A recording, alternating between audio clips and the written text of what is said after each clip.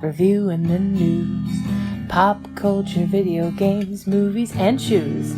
Quincy and Justin with a nerdy forecast.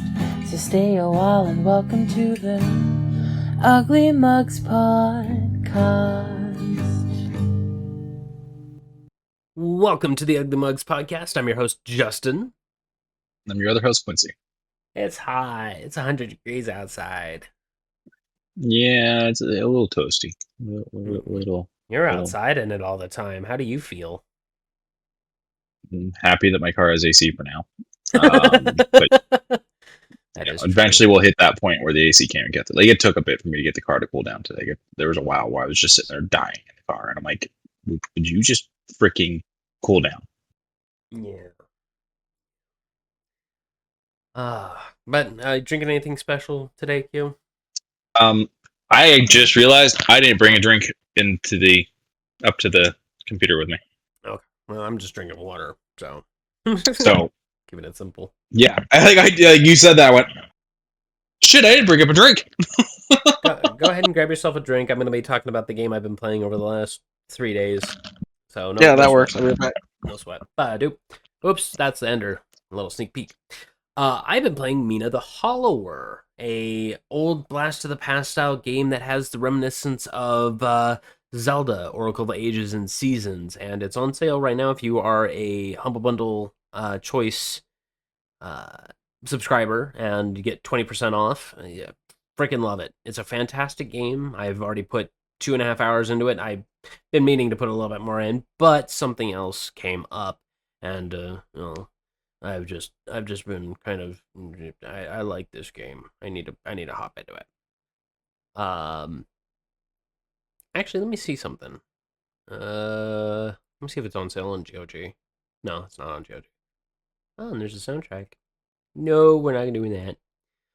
But while also Quincy is coming up, I'll talk about the only Humble Bundle I'll talk about because there's a lot to talk about today.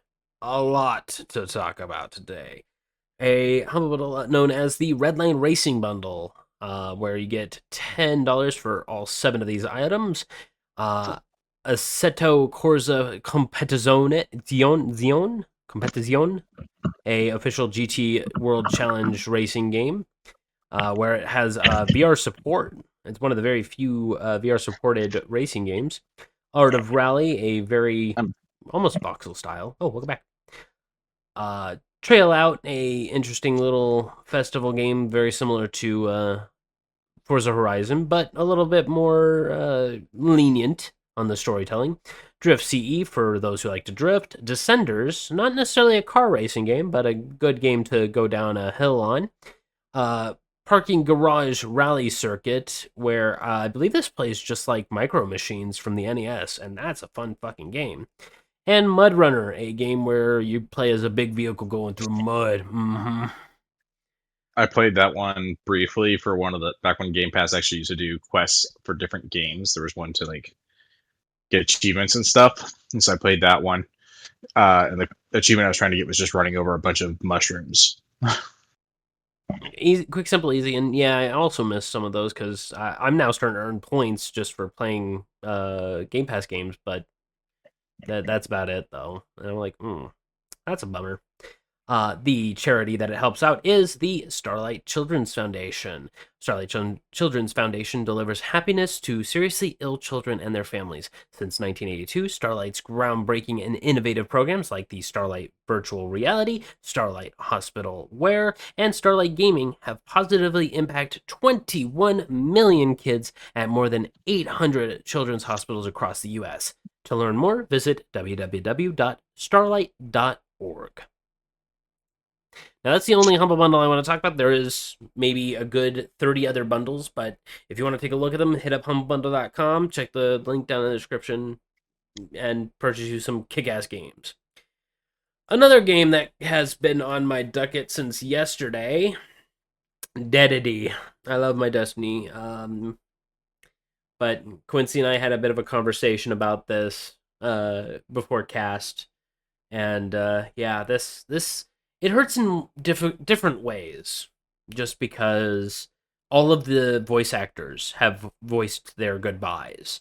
A lot of the streamers that would stream this game kind of just said, "Damn, this really sucks." I mean, I'll play it. I'll play the last major patch, but I'm gonna voice my opinion to have more. But having stories end when it seems like it's gonna be a rush doesn't feel right.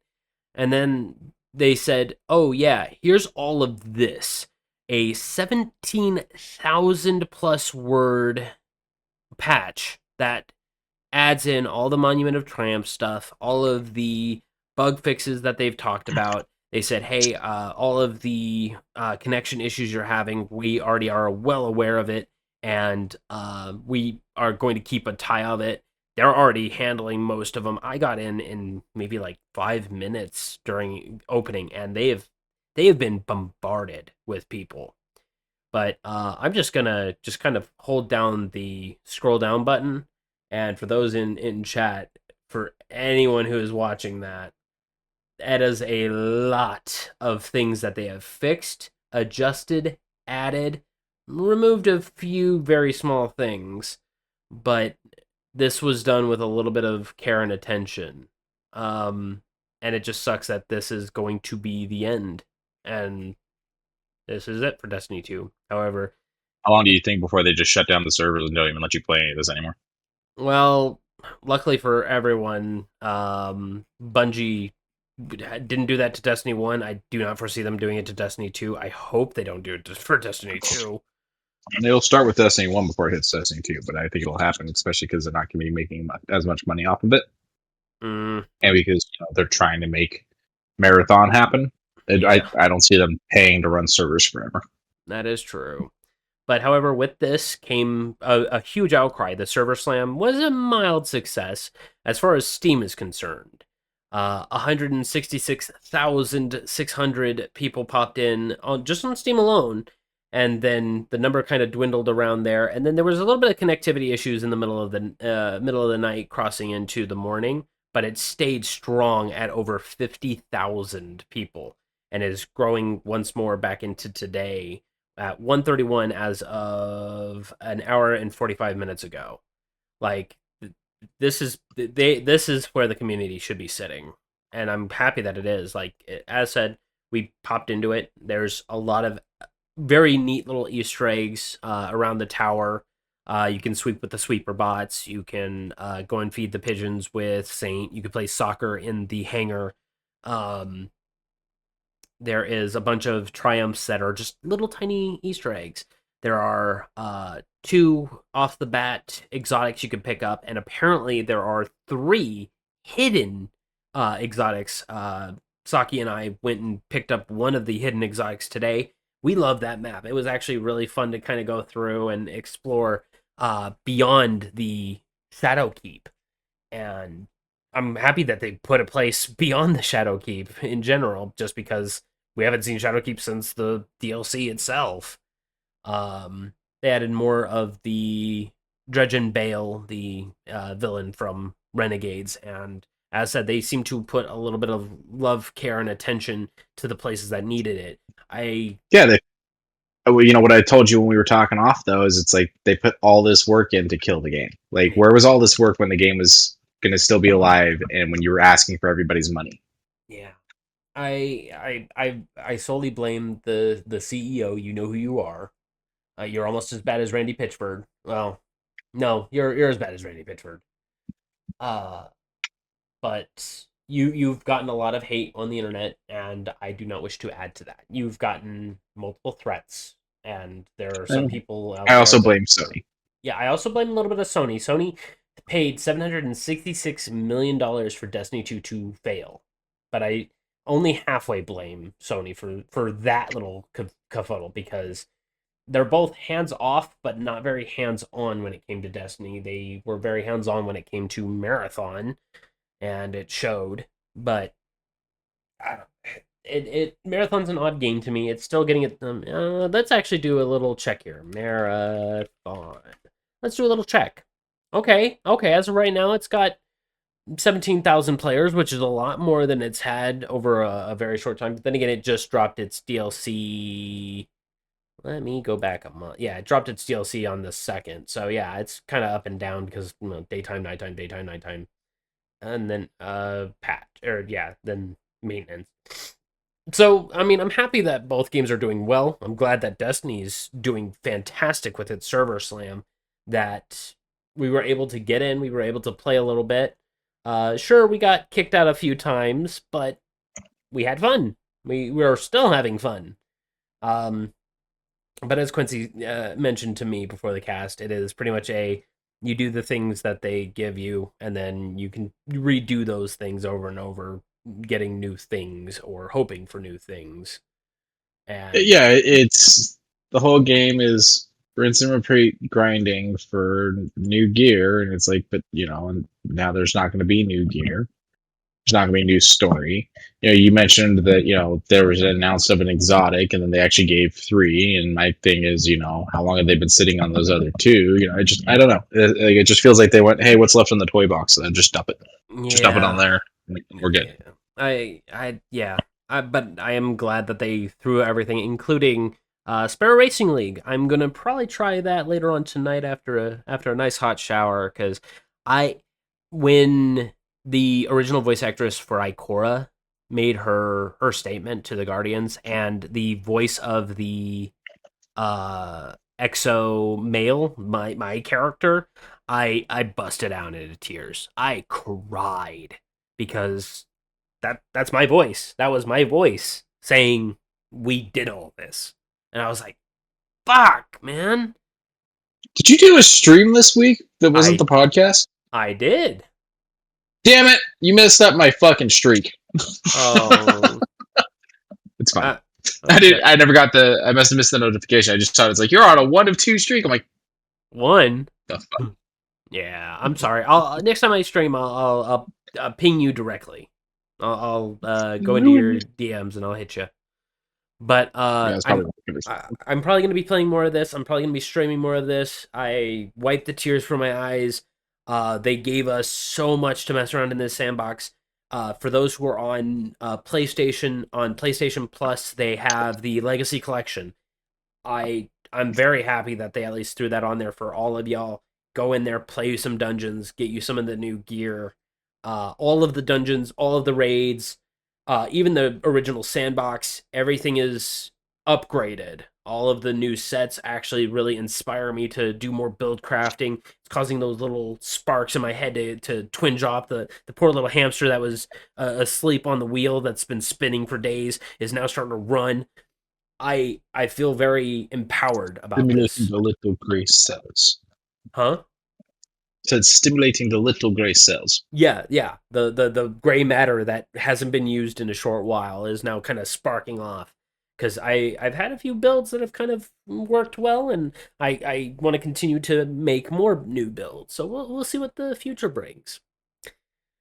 Just gonna briefly talk about this because NVIDIA GeForce Now, their little streaming service where you can attach your Steam to it and play games on the go if you so choose. This does it a little bit better for free. You just need to have a computer that can play said games. So if you have a ROG Ally or a Steam Deck or a product that we'll talk about a little bit later. So I'm going to completely disagree with you on this, but continue. That's fair. That's fair. You can disagree with me on it just because it is still a Linux-driven new thing. It is supposed to be. It is called Steam Headless. And what it is it is an over-the-top thing that you can play on a browser, just as long as you have a local service that through your Linux or even Windows on a virtual machine. And then see, that's great. It's allowing you to turn just about any device that you can stream on into the device you can play your computer games on. Yes. Where it differs from the NVIDIA thing, and this is not me promoting NVIDIA. I'm very mad at NVIDIA. Yeah. This requires you to own a gaming PC. True. That I will concur with you on that. You still have to own a gaming PC. So this is just you going, I don't want to go sit at my PC. I want to sit on the couch and play on my phone. Yeah. Or play on my laptop or something like that. this is not a competitor or anything like that to the NVIDIA thing. This is completely different because the NVIDIA thing is for those that don't have a gaming PC. Right. But they've also increased their rates where it's $15 a month, and then when you hit a certain amount, you have to add $5 more for a couple more hours or some bullshit. Yeah, like well, and that. then they got the free ad one and whatnot. But the thing is $15 a month to play a game, or $1,500 for a computer. True. That is very true. Like that's the thing is like I do the free I haven't now, but I was doing the free version because it was like, hey, this is a free way for me to play some games.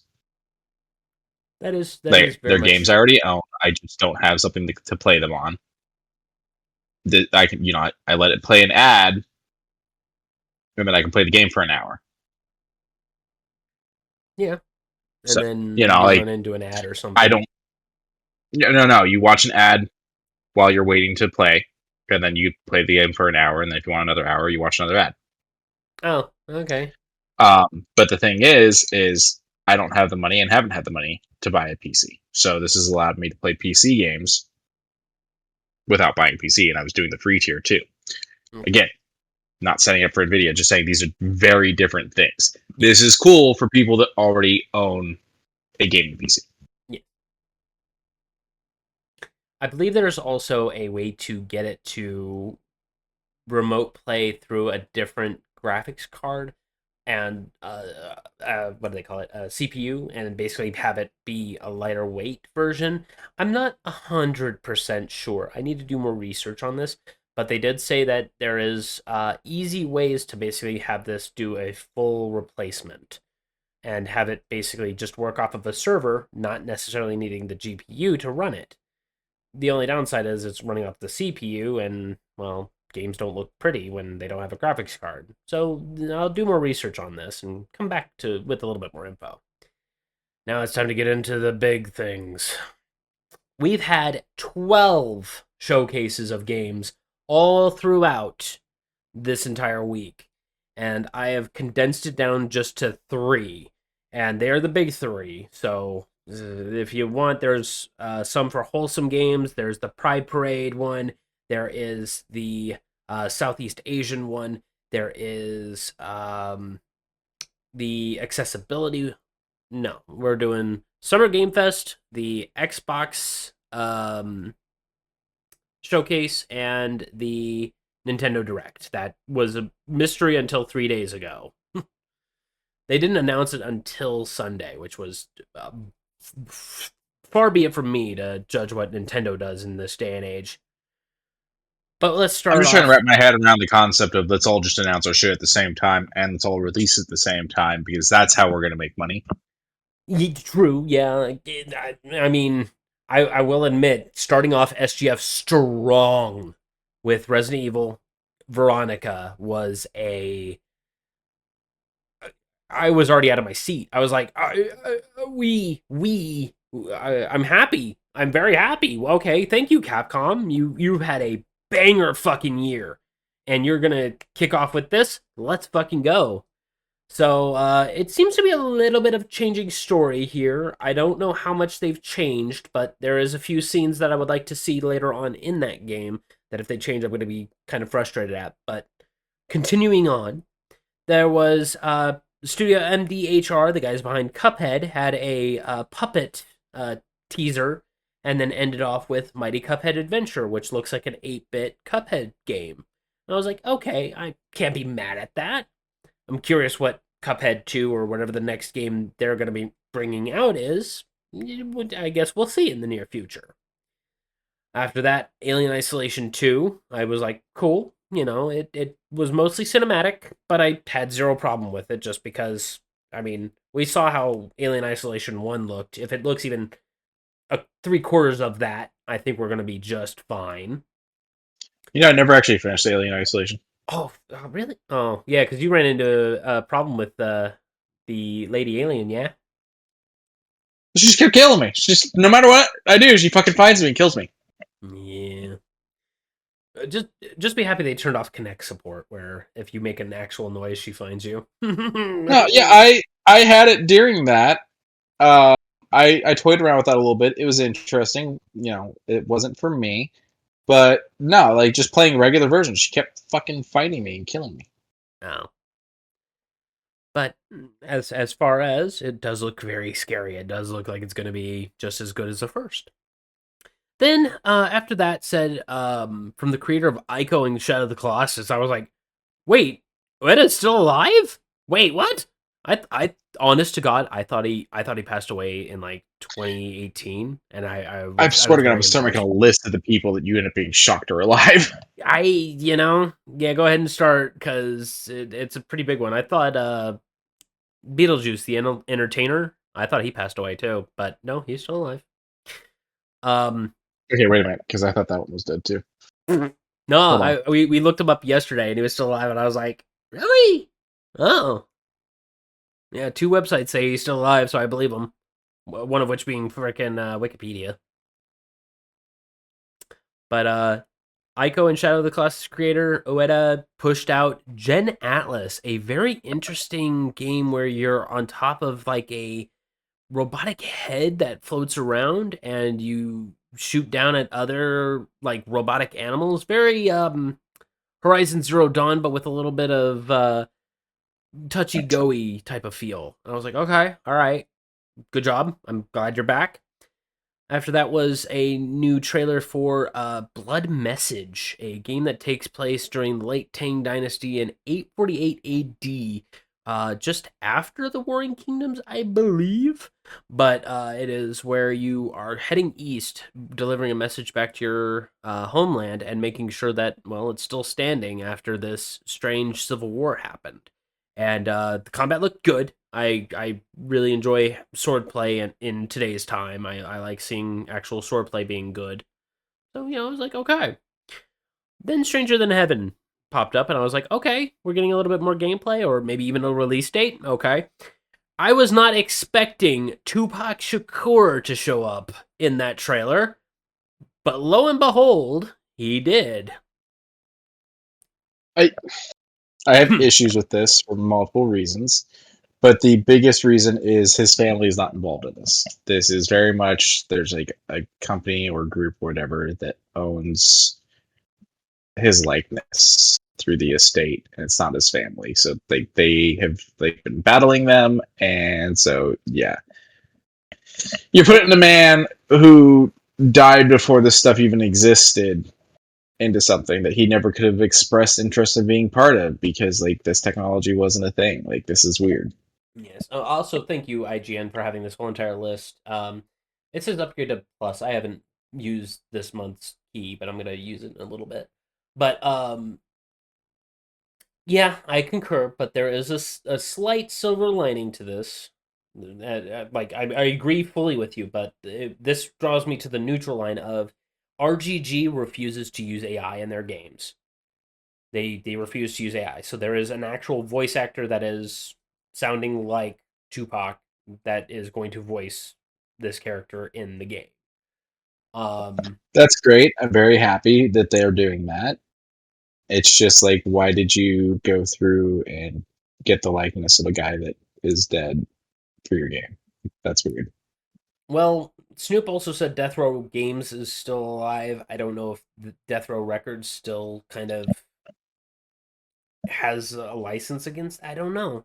There's a lot in play, but Snoop Dogg popped out at the ending of the trailer, talked with RGG developer, I forget his name right now, but talked to them and was asked a question of are you happy this is playing out the way it is? And he's like, oh hell yeah, I'm really enjoying this. I'm happy that I get to be a part of a really good world that you guys are building in, and I'm excited that Tupac's gonna be in it.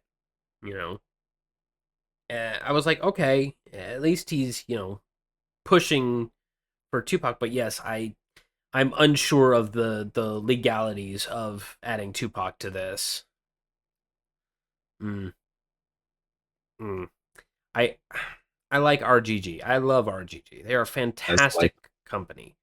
But I hope there's some good to this story in the end. The date for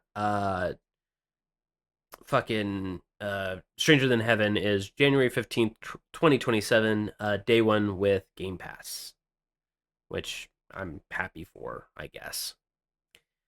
Hot X, a interesting game from the developers behind The Division. They decided to kind of push out a post-apocalyptic Silent Hill-ish style game. But there wasn't a lot shown during this trailer. They said more soon. Okay, cool, fine. Then we got a very dark trailer of some interesting set pieces, and as soon as I saw Casey Jones' mask, I said, "Ooh, we're getting TMNT." I clapped my hands together, and then it started getting a little darker and darker still, and I was like, "Ooh, we're getting Last Ronin, aren't we?" And yes, I was correct on that. It was Last Ronin, and it's individuals that were Platinum Games is working on it, and I was like, "Ooh, this might actually be really fucking fun." I'm here for it. I just don't know when it's going to be released. I believe it was just this, which we see here. Okay, hopefully we see more either during October or next. Oh, go ahead. I was just say I want some substance. Like, damn guys, but I get it. Teasers, everything. They're trying to get their spot in while everyone's eyes are looking, and I understand that. But damn, show me something. Yeah, show me something. That's not what I want. Then it showed Gundam Rogue Orbit, which looks to be just after what I like to call Gadzooks. It's GZUUUUX. It's the latest that's on Netflix aside from the movie. It seems to take place just after that with a very interesting looking Gundam. Looks fun so far. I believe they said that there's going to be an open beta in August, so I might hop into this. Crossfire, it looked like a very jumbled mess of tactic shooter and stealth shooter, and I don't know. I don't know who this is for. Dynamic cover looked fine. Being able to, crouch behind a rock at any given moment seems cool, I guess. Shooting looked adequate. Got nothing much to say about it as of right now. Hopefully there's a beta for it, but not me. Guild Wars 3 popped out a trailer, just having Guild Wars 2's DLC extra expansion dropped, I believe, either December or January. Jason? And hello? Uh-oh. I don't know if I can be heard, but he can't be. I can hear you, but you can't hear me. Uh-oh. There we go, you're back. Okay, yeah, no, I heard you, but you didn't hear me. That was weird. But Guild Wars 3 was announced at Summer of Gaming 2026. Sure, cool. We'll take that. An interesting one brought to us by RGG Studio again. I'm okay with Virtual Fighter. Neutral toward its combat fighting mechanics. It's got pretzel movements and all that. And, it's fine. It's been my childhood arcade days. But now there's going to be a storytelling one, thanks to RGG, called Virtua Fighter Crossroads, where you play as an individual trying to resolve an issue around the Chinese mafia. And I'm like, ooh, we're getting a lot of really good story from RGG lately. Okay. RuneScape Dragon Wilds had yet another little teaser thing saying, hey, it's on everything right now. Yay! Mafia the Old Country gets a interesting looking DLC. I didn't play Mafia the Old Country, but the DLC is called Man of Honor, and it is releasing August 14th, 2026. Going into the ones I was not really expecting, but heard a little bit about, just like Quincy, 1666 Amsterdam, where Patrice Deslys, one of the original creators behind Assassin's Creed that left, and then Ubisoft literally started fucking with him, and then he managed to get the rights back for Amsterdam and is going to be releasing on PC later this year. You can play the 30-minute demo right now on Steam. So if you happen to want to take a look at this one, I recommend it very highly. It looked very unique and very fun. I loved the architecture of it.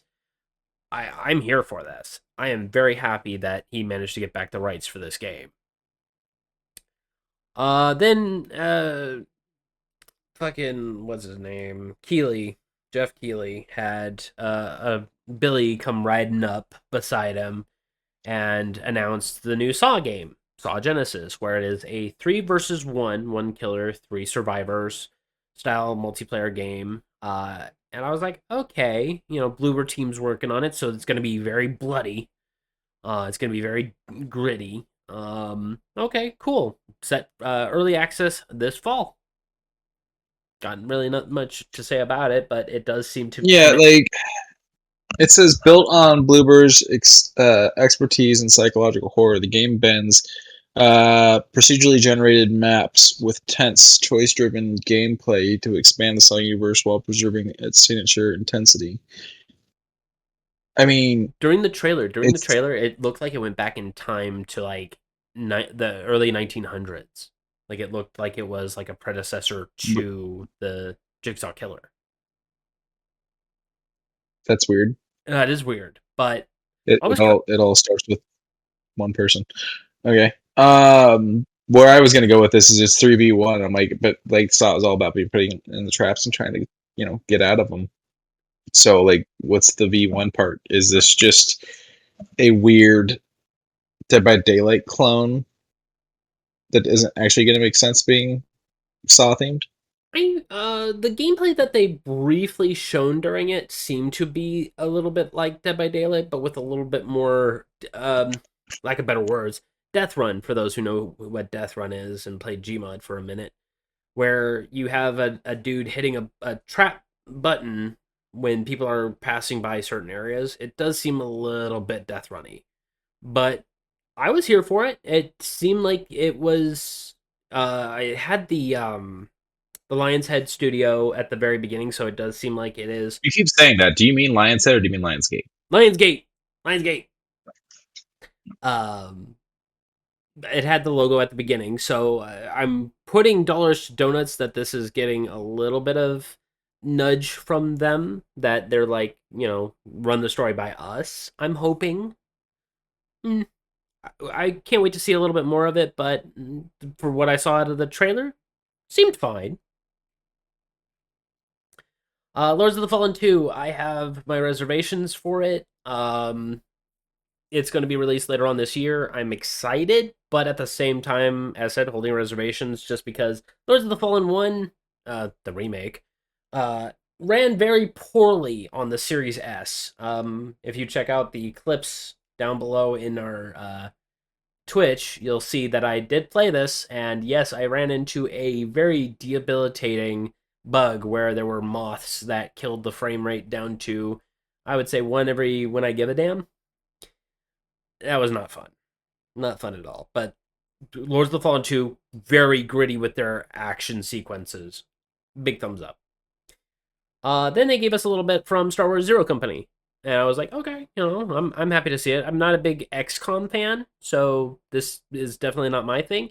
What's your opinion of XCOM and Star Wars mixing up? I like XCOM. I've enjoyed other games I've played in that style. It's definitely a format I like. And then I like Star Wars, so this could be fun. I'm not entirely sure about story-wise. I haven't watched the new story trailer. So I'll be interested to see that, to see like what we have for story-wise. But I think it has potential to be fun. I mean, I've seen a lot of people shitting on it. Because why would we want a Star Wars game like this? I'm like, because people like Star Wars and they like games like this. Like, if it's not for you, you don't play it. Like, not everyone's gonna play the pod racer one, because not everybody likes racing games. Like, it's just, that's what it is. It's a game style using that IP as its narrative backing. And it looks fun for people who like XCOM. But do you see who this is? Can you tell who this is? Yeah, it's Anakin. Yeah. Okay, you can tell who that is. But I was like, seeing Anakin at the end of the trailer, I was like, huh. I wonder how he's going to tie into all this. But then again, there's a lot of time between Clone Wars, the show, and turning into good old Vadey. So yeah, it'll be interesting to see what the story's like, and if it's canon and whatnot. Like the Force or the Fallen Order and whatnot are I do believe canon. So this will be interesting. Mm-hmm. Then came Blood of the Dawnwalker. It finally gave us a little bit of gameplay. I wish there was a little bit more, but alas, it didn't give us a lot. It was fine. I honestly don't really have too much. Um, it draws from a lot of want, but I guess I would just need to see how the game truly plays out from beginning to like just a prologue. Just give me the prologue, and I'll be happy. But it seems fine.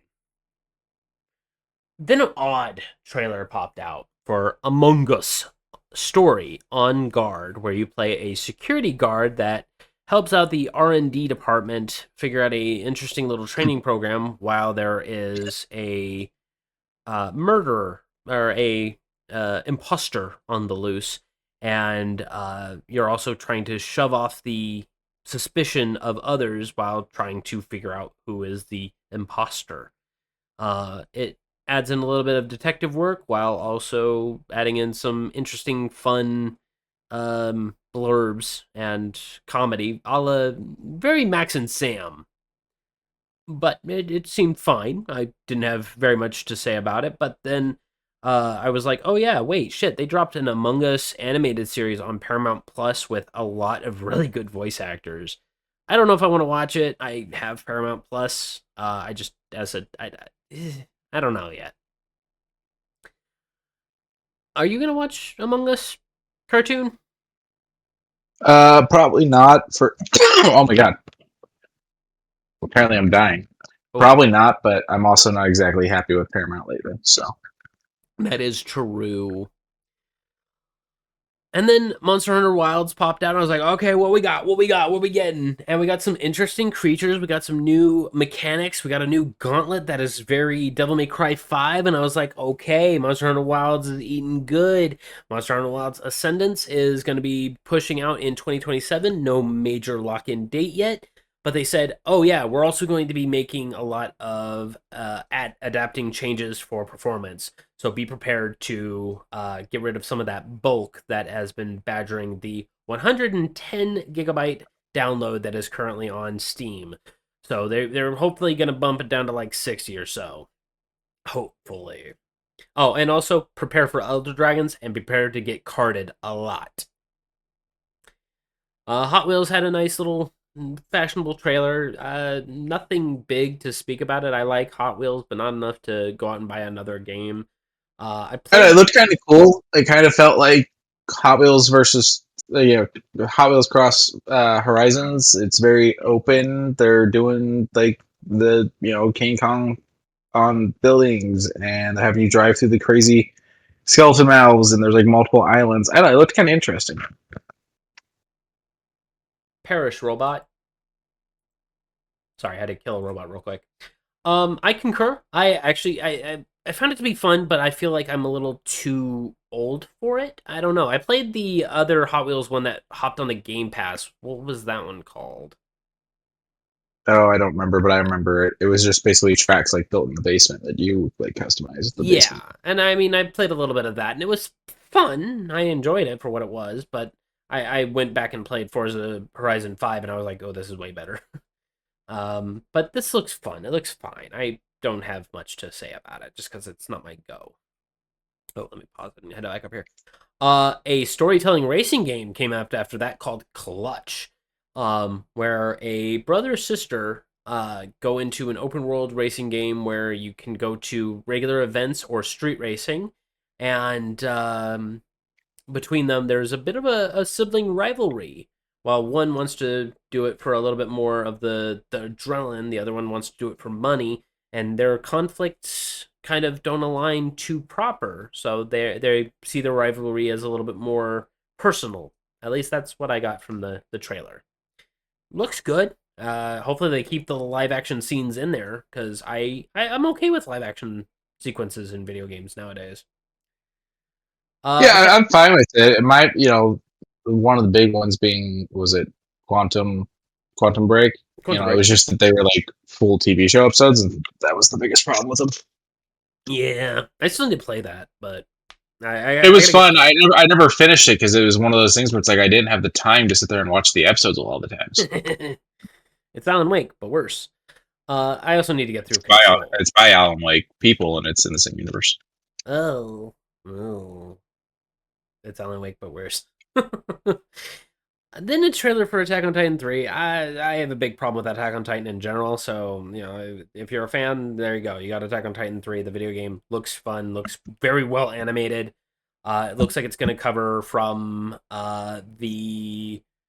I forget what the arc is called, but it's when they find out that you could just bite your thumb and turn into a Titan at any given get-go, and go all the way from there until the very end of the game, or the end of the series, when they are belligerent the opposing city. I can't even remember that right now.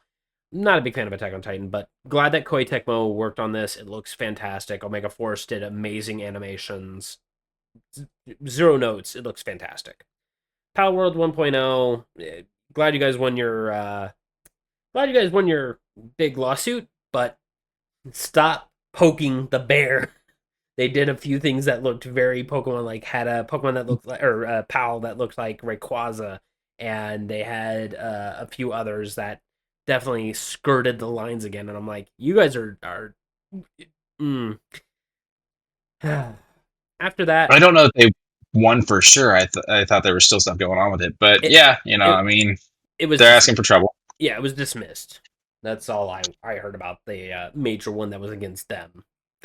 After that was a big scare to me. The Wolf Among Us 2 still announced and still out there, but it said 2027, no major lockdown date, with the Wolf Among Us Remastered, the first one, set for holiday 2026. And I was like, oh, okay. And then IGN is going to have a big interview with the Telltale CEO explaining, hey, what's been taking so long? So check them out if you happen to be a big fan of Wolf Among Us and wondering where the heck this game has been. I'm going to check into it myself. And then a really badass trailer that you kind of brought some new light to me. Stellar Blade Blood Rain. I love the combat. The combat off the rip looked fantastic, but as Quincy showed me, yeah, the main character has a very young face. Yeah, there's some weirdness with this character is very sexualized, while having what is like very much like a practically a baby's face, not just like, oh, like they're young, like they're a child. Yeah. And there's some weirdos trying to defend it in weird ways on the internet, because there's always weirdos on the internet. There was a weirdo wanting the little girl from Pragmata to have their weird bodysuit, and I'm glad that she got the big old puffy jacket instead. You're a weirdo. You know who you are. You're a weirdo. Get out of my hair. But heading over to the Stellar Blade Blood Rain world, it looks like a fantastic cyberpunk with a little bit of steampunk thrown in.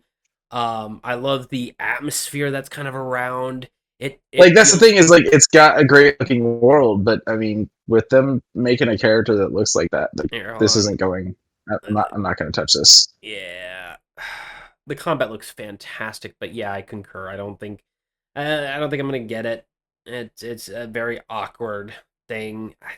It's one of those things too where I'm mixed. I'm like, if they fix it before release, like, do we play it? Because like, I do believe like the creator trying to defend it too, and it's like, hey, look at that right there. Look at that. She looks like a kid. That looks like a baby. 7 or 8. Yeah.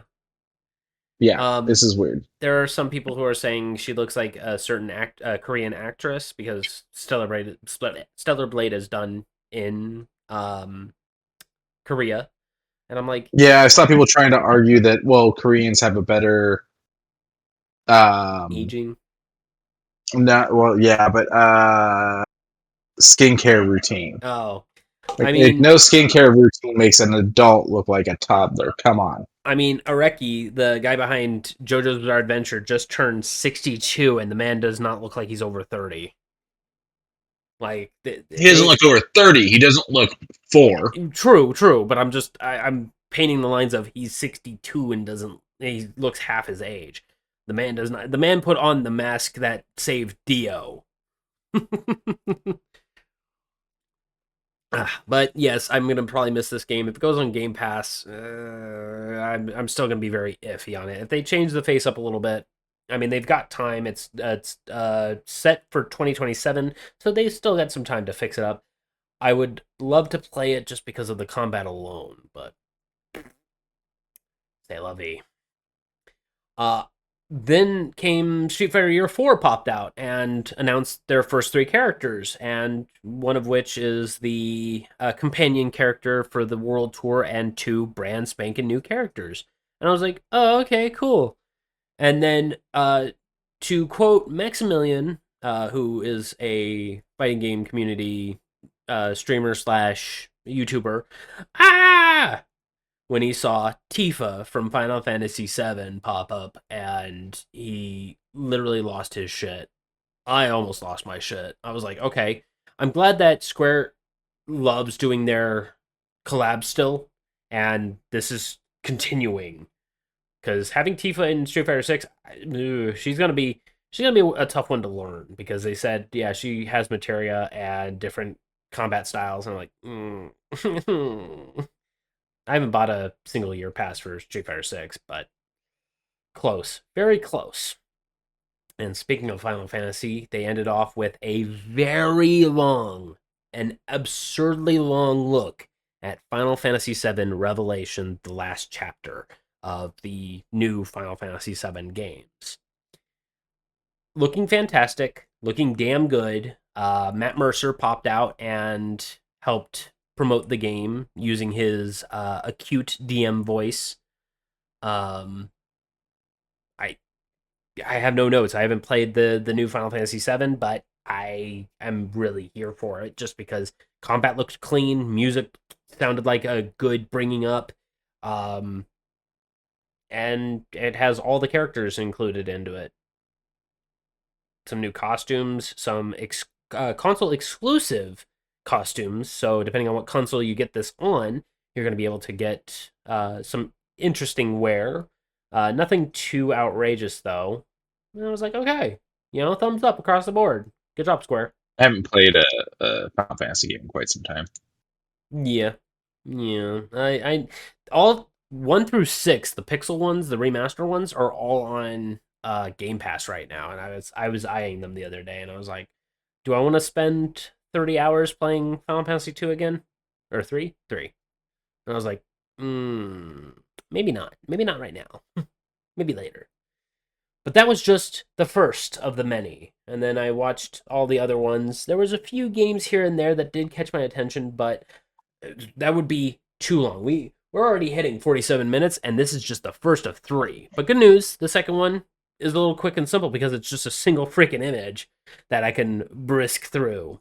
The Xbox Game Showcase 2026 was very good, broad. It showed everything that's a lot of things ended off with the Play Day one on Game Pass. And I was like, oh boy. It was mildly annoying that they played a very succinct tone every time it said that, but it was annoying for as well as things that people got bothered by it. I'm like, you're watching the Xbox Games Showcase. Yeah. Like, maybe they should have done the tone every time. Maybe they should have just had like a thing that said it. But yeah, that would have been fine. I would have been fine without that tone. What's behind the couch? That's the only one I can't see on the list. Oh, that's Bad Magpie, which I'll talk about in 2 seconds. Okay. Gears of War started off, and it was very beautiful. I actually really enjoyed the atmosphere. It's very urban compared to all the other games when you start off in Jacinto and kind of crawl through the fields and areas, while this new city, I forget the name of it, but you're crawling through like a grocery store and going through the first encounter of E-Day, post their last war. Call of Duty Modern Warfare 4 just showcased some DMZ stuff. It was fine. It showed the proximity chat. It showed that there's radio usage. So if you aren't in Discord and want to use the in-game chat, it looks like it works fine.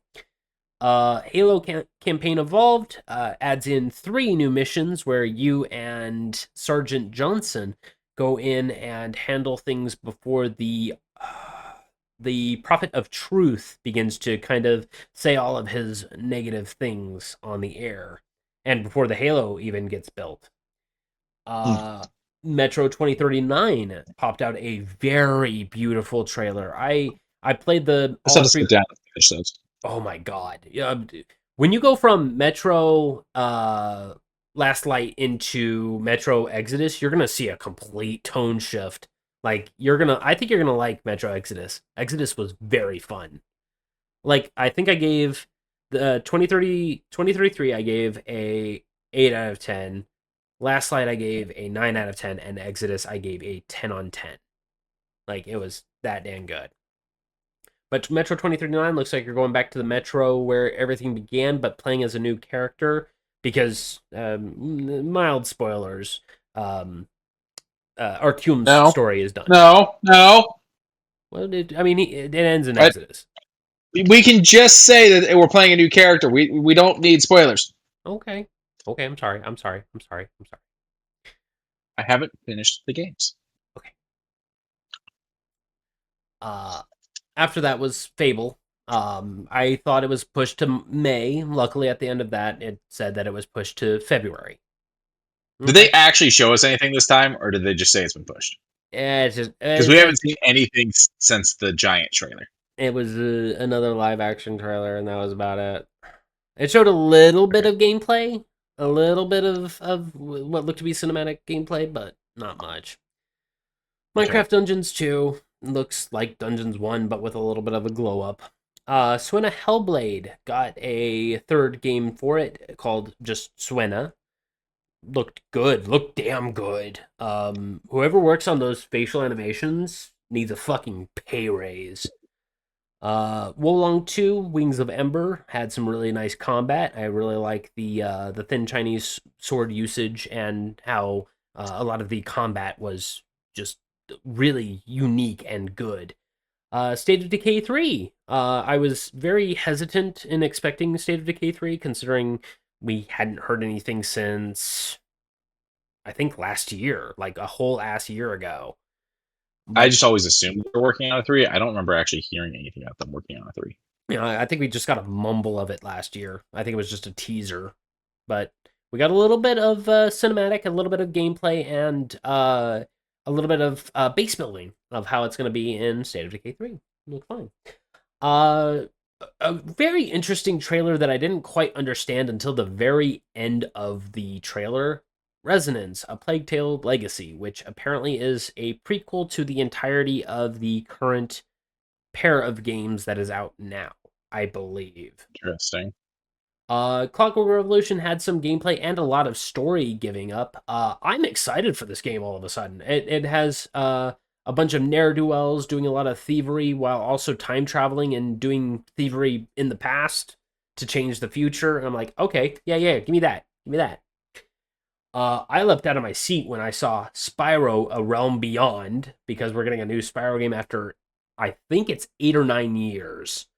So that's a hype moment. Doom: The Dark Ages, Revelations, the new DLC.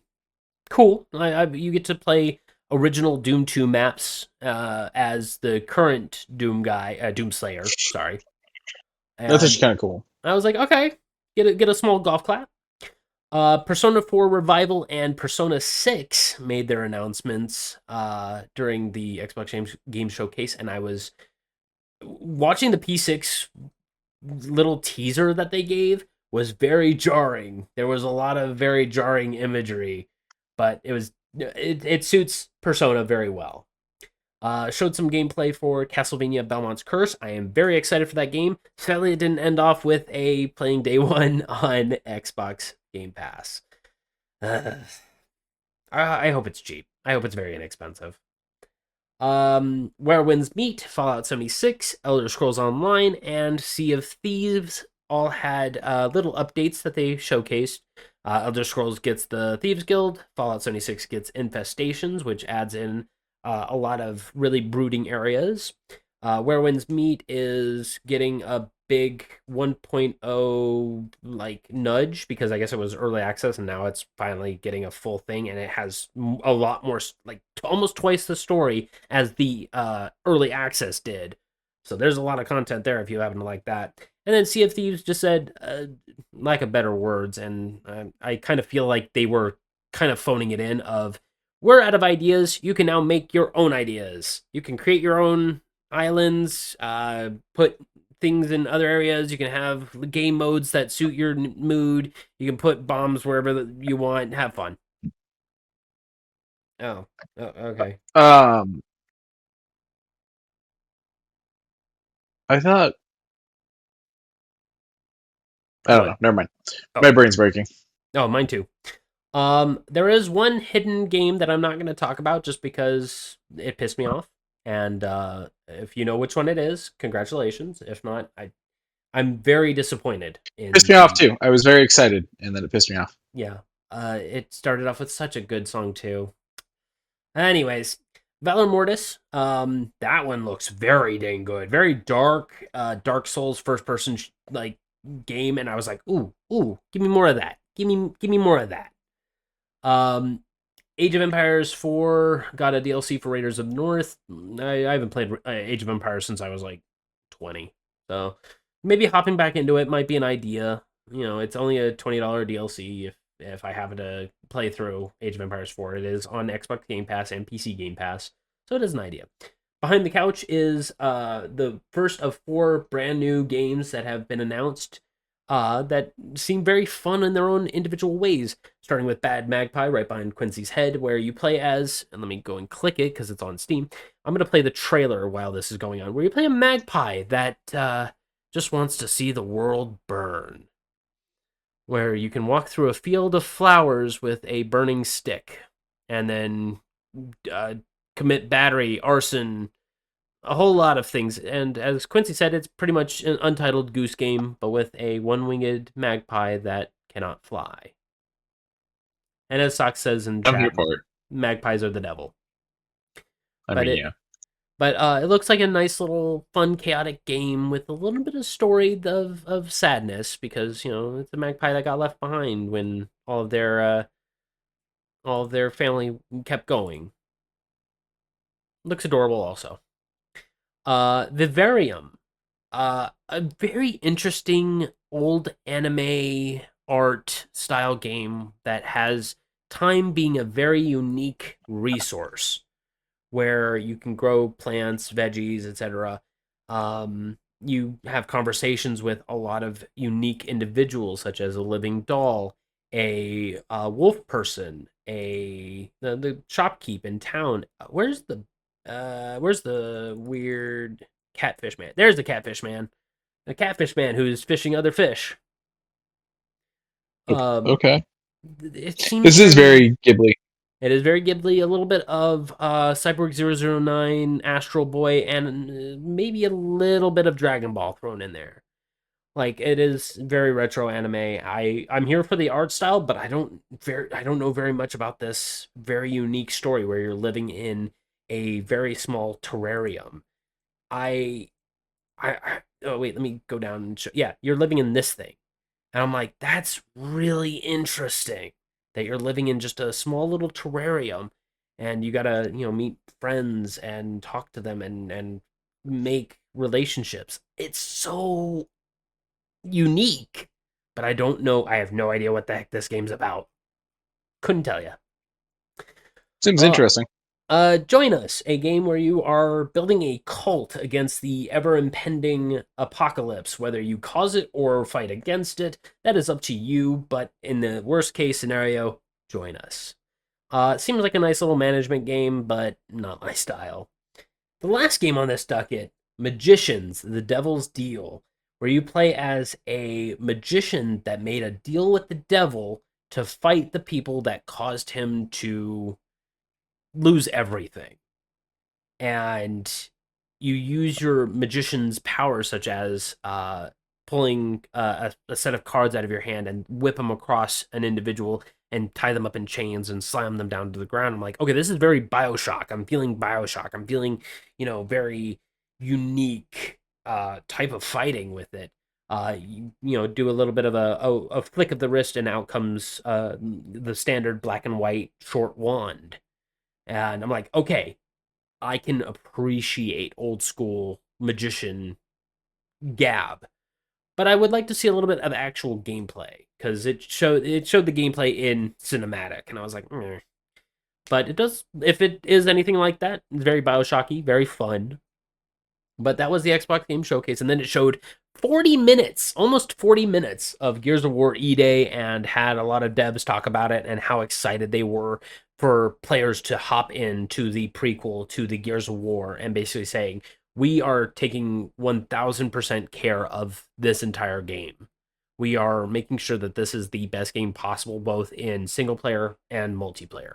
We're making sure movement is key. We're making sure that gunplay feels good. We're making sure that going from your standard bolter pistol that you start off with all the way to the new Lancer that is technically a prototype in E-Day, where you got the chainsaw, feels very good to transition into. And I was like, okay, you guys chill with all the lovey-dovey stuff. I'm appreciative. And then they showed a lot of the gruesome kills that you get midway through the game, and I'm like, oh yeah, you guys are gruesome as hell. They also showed some of the new development tools that they had, where it seems very nice, very good. They put a lot of texture work in there. The city that you're in definitely seems very well lived in. Excited, very excited for it. I haven't been excited for a Gears of War game since 2. 3 was an unexpected surprise. 4, 5. It's another one that I don't think I finished like the franchise run on. I remember we played it for a very brief time together. I think it was 1, but yeah, I'll think about hopping back into them, just because I haven't finished 5, but 5 is such a fucking slog. At least to me, anyways. Some people really enjoy that, but it wasn't my cup of tea. Oh, now on Sunday they announced a Nintendo Direct, only 2 days prior to them actually dropping this Nintendo Direct. And they said, along with the Nintendo Direct, we're also going to have a Nintendo Treehouse. The Treehouse was about an hour and some of just them playing the new Star Fox that is going to be out and about, the Splatoon update that is getting dropped soon, and the Rhythm Heaven game that got announced. And then a little bit of other games that the split screen Star Fox was also toward the end. I didn't watch too much of it. It was a lot to fit in, and I believe I was getting a little sleepy at the time.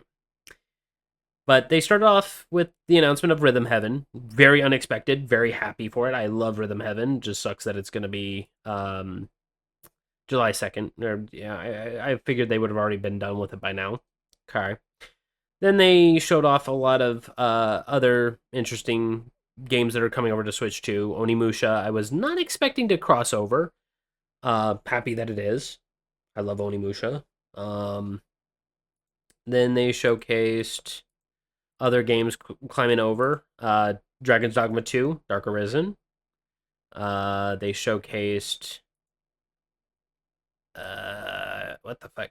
Oh, right. The original Stellar Blade is coming on to Switch 2. Their game that they announced back at the December Video Game Awards, Orbitals, it finally has a locked-in release date of September 3rd, 2026. Rayman Legends Retold. We talked about this during the State of Play. It will also be available on Switch 2. They were basically saying, hey, here's all the games that are out and about already, or going to be out and about. We now have release dates or are coming soon.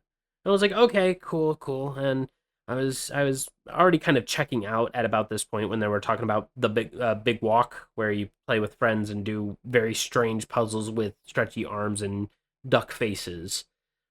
I was like, okay, whatever. I feel like I've seen these characters before for something. Probably Big Walk, because they developed something else, but I don't remember what it was. Season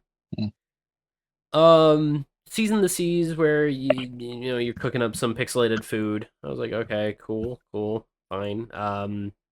You can collect a lot of characters that come in and sit down at be regulars at your restaurant. I was like, restaurant simulators are kind of neat, but there are also collaborations with like One Piece and so on. And I was like, oh wait, this is One Piece. One Piece Grand Gourmet was announced October 23rd. I was like, okay, that's kind of a neat little collaboration. A One Piece restaurant simulator? Yeah.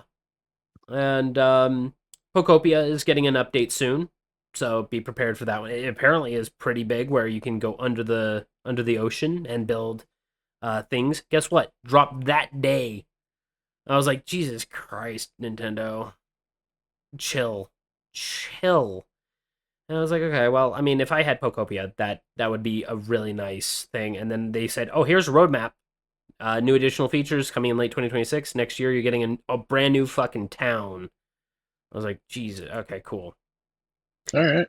I mean, they're going for it on this one. When I saw this, I was like, okay, this was to be expected. A new Fire Emblem game. I was twiddling my thumbs. I was enjoying the character portraits. I haven't been into Fire Emblem since the Game Boy Advance, so I was watching this with a grain of salt. The collector's edition is $200, does include the game, but has a lot of really interesting things. I've never played Fire Emblem. Sold out within 24 hours, by the way. Wow. Yeah, people love Fire Emblem. Those who don't like the Smash characters all joining, there are those that only play the Fire Emblem characters in Smash. Like it's one of those very big contrasts. Jousting is back. A whole lot of old features from old. Oh, here we go. The collector's edition. I thought it was not in this, but here it is. It is a whole art book. It has a bunch of art cards. The map here is actually really big. It, I believe, is a 30 by 40, 30 inch by 40 inch map. It comes with a beautiful steel book that was hand designed, and of course the game. And I was like, God damn! I love all these nice things. As I said, $200 for all of these collector edition things, but sold out immediately. So good luck getting it on eBay. I guarantee you it's gonna probably pop onto eBay. A brand new game that has a lot of come on, there we go. A lot of mobility, and I was like, okay, this feels very Splatoon, but with a little bit more to it, where you mess around with gum. And I was like, okay, combat looks good. It has like perfect parries. I was like, this is a Dark Souls arcade game. That's kind of how it immediately felt. And interesting. Yeah, I was kind of here for it. I have no clue. I mean, I think this is a Switch 2 exclusive. Ninjala 2: The Uncharted Planet. Spring 2027. Brought to us by Gung Ho, the guys behind Puzzles and Dragons, the only mobile game that I play. And I was like, I didn't know they did other games, but I'm glad to see that they are. The Donkey Kong Bonanza is getting a little bit of a touch up for extra features. Small little mini games. JJK, kind of like a battle royale, I guess, mixed in with Vampire Survivors. And I was like, I personally would play Vampire Survivors. It doesn't look that enjoyable to me. Lords of the Fallen 2 will be available on Switch 2, which if this gameplay is on the Switch 2, it looks damn good. But then it showed Liza P, which has the DLC included. It is going to join the roster on Switch 2 very soon. There we go. Digital version August 6th, physical version October 2nd. I think that is because there is a few plastic issues with the carts, but I'm not 100% on that. Devil May Cry 5 Devil Hunter Edition is going to be available right around the corner, only digital for June 23rd, 2026, and I believe they are also saying that in the woodwork is going to be Devil May Cry 1 through 3 for the Switch 2 as well, but that's rumor. We'll take the rumors. Not even halfway done, by the way, but I'm going to speed along. Xenoblade Chronicles 1 and 2 are going to be available on Switch 2, getting a nice little bump up, as well as physical versions October 1st. And then Xenoblade Chronicles 3, both are going to be there on December 3rd, 2026. Then Xenoblade had another little announcement, Xenoblade Genesis. I was like, okay, you guys are working overtime over at Nintendo to make sure that you have as much content as possible. Okay, fine, sure, fine, thank you.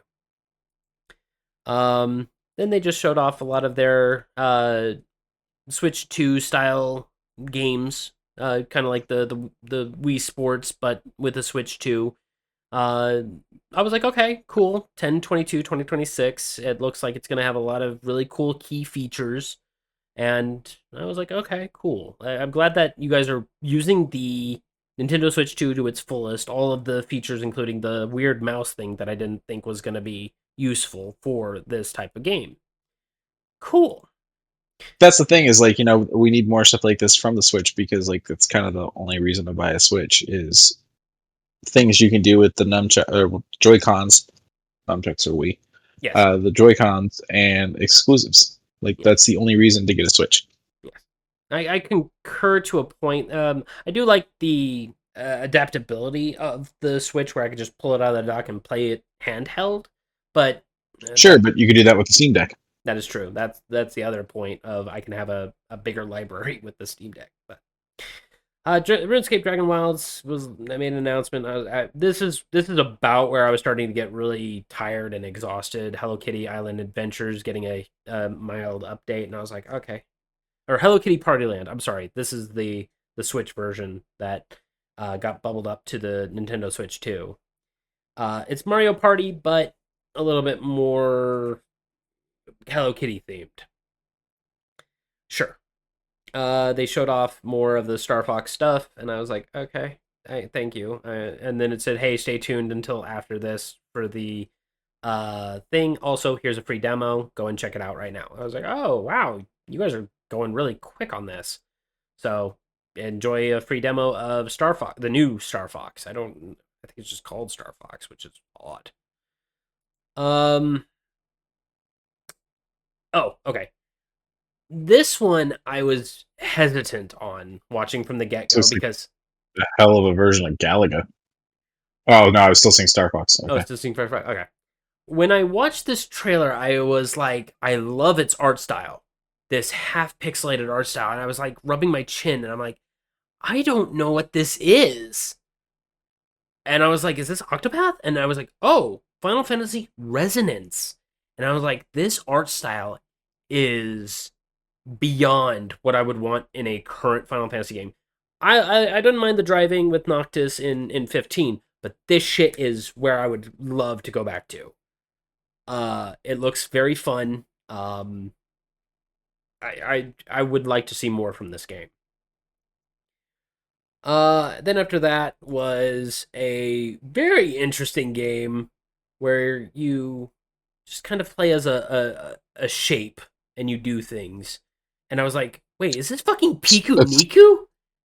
I was gonna say, it's pretty much just how I live my life as is. I'm just a shape doing things. So Piku Niku 1 was very simple of a game. You didn't do very much. It was on a 2D plane also. But then Piku Niku 2 now has it to where it's a 3D world and there's a lot more crazy random things you can do. And I was like, okay, I don't know who asked for this, but I'm glad the dev put a lot of heart and soul into this very strange game. Available 2027. No lockdown date. And as I said, I was getting super tired. I was getting so exhausted, and I saw this, and I said, Akira Toriyama's life lives on in Dragon Quest, and I'm so glad to see it. I am so fucking glad to see Toei Animation continuing the Dragon Quest line with Dragon Quest Monsters. And I was like, fuck yeah. That I would totally get this game, but there's just a lot on my plate right now, but fuck yeah. Some new abilities for some new characters I've never seen before, but it was a pretty long, good trailer. Dragon Quest Monsters: The Withered World comes out December 3rd, 2026, the day before my birthday. Then they showed the game that pisses me off. It makes my entire body curl in anger. Duskbloods, the FromSoft game that is going to be Switch 2 exclusive. It looks good. I love the look. Why does this game bother you so much? Because it's a FromSoft game that's not going to be in a console that I have. Oh, I love FromSoft. I want them to do well. I'm just mad that this is going to be Switch 2, and it looks crazy good. It looks fantastic good. There's going to be a closed beta, I believe in summer. I believe it's in summer. Let me back up a little bit. Closed network test, summer 2026. Yeah. So enjoy that for those who have a Switch 2. There was the fucking Splatoon update. Had zero care. I think I went to the bathroom about this time. I like Splatoon on a conceptual level, but not enough to go and get it. Some new Joy-Cons for those who get stick drift on their Switch 2 Joy-Cons.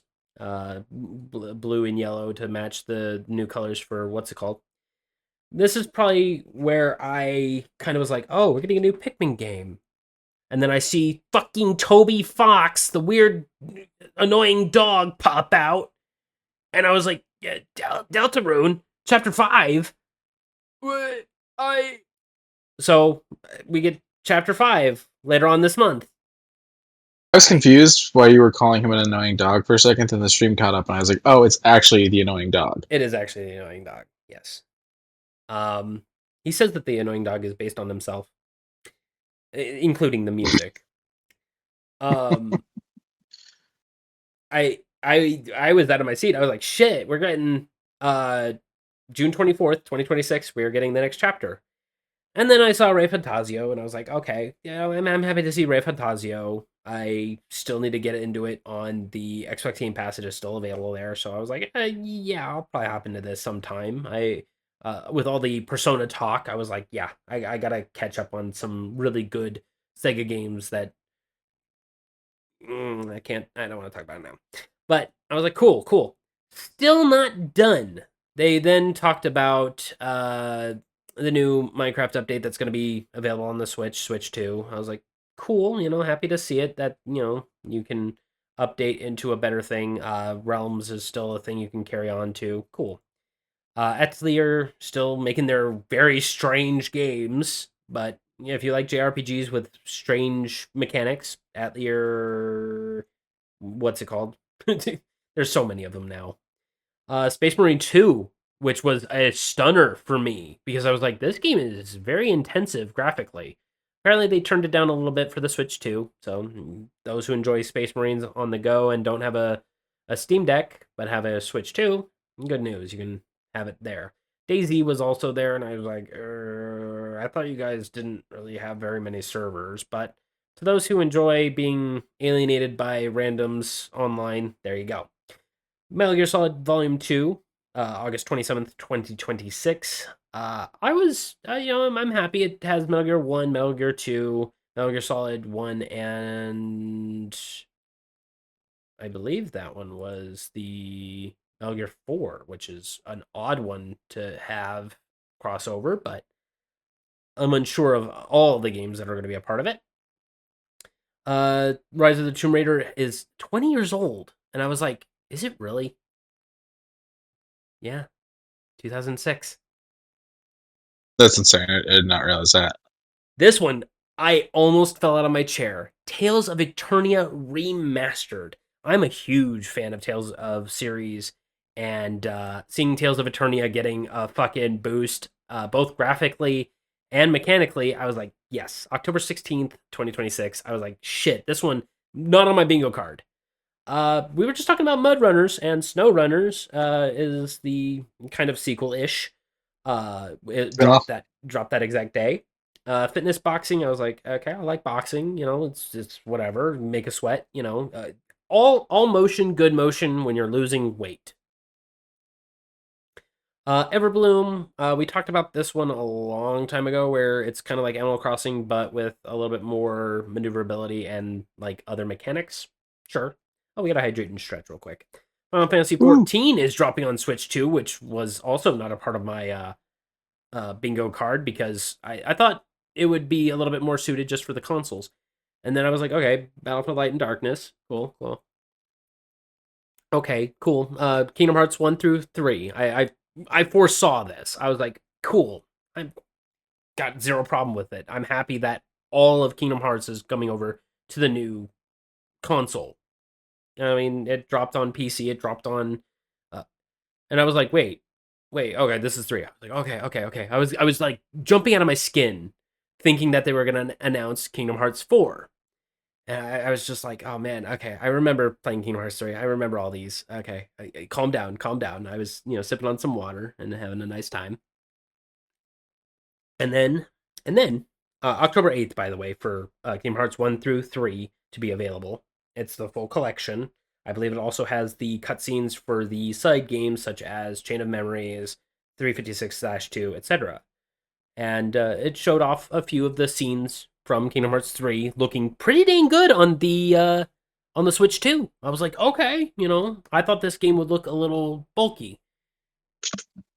And then it showed this. And I said, ooh, wait. And I leaned forward. And I was like, wait, this is that little teaser thing that they kind of showed from a different angle about Kingdom Hearts 4. And I was starting to get the shakes. And I was like, wait. Are they announcing it here? They are. Kingdom Hearts 4 is finally getting another announcement. Sure, it's another cinematic trailer, not much for gameplay, but I was like, thank God. And we get to see a few of the subsidiary characters that you very rarely saw. We see another member of the Organization 13 looking a bit older. We see a little bit of combat and gameplay, but this feels very scripted-ish. I hope that it looks as good as it is here because it looks really good on the Switch too. I have zero complaints about it. I would like to see a little bit more of the worlds that you're going to be traveling to, considering that. So I was just thinking, I'm like, that we're just seeing, like, I'm assuming Tokyo. I believe this is Tokyo that's set off of the ideology of Destiny Island, where you start off in the first game, because you don't have very much humans in Kingdom Hearts in general. So this is an interesting thing because they don't really touch up on humans too much. Also, I'll be honest, that city looked kind of mid graphics wise. It looked kind of mid, but I mean, as far as Switch 2 and how Pokemon Zaza dropped, this is a fair line as far as. Like, sure, I'll agree with you, it was not perfect, but it'll probably look a little bit better on a PC or Xbox PC, PS5. One of those three would probably look way better. But I was like, shit, I'm up, I'm awake. Okay, sure. And then long ago there was one called Hyrule. I was like, okay, we're getting a new Zelda game, or maybe another one that is based on Zelda. And I was like, okay, I'm up, I'm listening. Let's hear. And I see this, I'm like, Great Deku Tree. Okay, we're seeing things from the past. Well, with that Great Deku Tree, it is literally going to be a part of that again. So I don't know how many times this game has been released. I have no query of how many times it has, because I know it did a bunch. It's been handheld, it's been major consoles, a bunch. N64, GameCube. Yeah, it's just been all over the place. But Ocarina of Time is getting yet another bring in, and as Socky says in chat, not as many times as Skyrim. Yeah. It's getting there, though. It is definitely getting there. But when the trailer showed off, it shows the young boy getting the Triforce. He doesn't get that till later. Link. So not the young boy. He has a name. He has a name. I name him strange things. So But I was like, okay, we're getting a brand new Legend of Zelda Ocarina of Time remake. I was like, okay, cool, for the Nintendo Switch 2 this year. No exact date, but we're getting it this year. And then we have the new CEO. Let me grab her name. Devin Pritchard, the new president of Nintendo of America. And I made an offhanded comment, and I didn't really mean it to be as harsh, but I'll say it again. You're no Reggie Fils-Aime, but you're fine. Why would you say it again? Just to own up to my words. But she had a good ender of being like, thank you for your guys' continued support and apologies for all of the hiccups we've had, but I am excited to show you all of the great things that we've got going on. Stay tuned for more information on the other things that we have, and I can't wait to show you more. And I was like, okay. And then she led on into the treehouse, which was almost an hour and a half of them just playing all those games. I was like, Jesus, yeah, I'm not gonna sit around for that. But I did watch a little bit from here and there of Star Fox, and I was like, this actually looks really good. It looks very fun, very retro, but brought up graphically. And I was like, cool. I'm happy about that. That's all that was from the showcases. There are a shit ton of other showcases. Head over to Game Trailers. They have them all systematically listed for what showcase you want to look at. Enjoy. Have fun. There was a lot. Like, I'm losing my voice from how much I've screamed over the last couple of days. But that's not all. We're going to be skipping Shoe news because there was one more conference that happened. One more showcase. Computex, a AI forward technological PC hardware type of thing, but good news, there was a whole wing that didn't dedicate themselves to AI and generation thereof. But we'll get to the AI portion in 2 seconds. But there were some really cool things that was introduced, such as Noctua, a originally fan creator that decided to put one of their small 35 millimeter fans inside of a mouse to avoid hand sweats. I thought that was kind of adorable. But they also showcased a bunch of other cooling things, such as a small cooling chip for your M.2 drives, or for the small RAM sticks that need just a little bit more cooling. Aorus dropped a very unique looking modular motherboard that looked pretty fucking good. I'll hold on. Is it around here somewhere without me going too? Okay, here we go. I was actually kind of here for. Oh, I gotta fucking open up a new. Okay, there we go. I was kind of here for how modular it looked. It looked very simple, but at the same time had this really nice, like, cleanliness to it.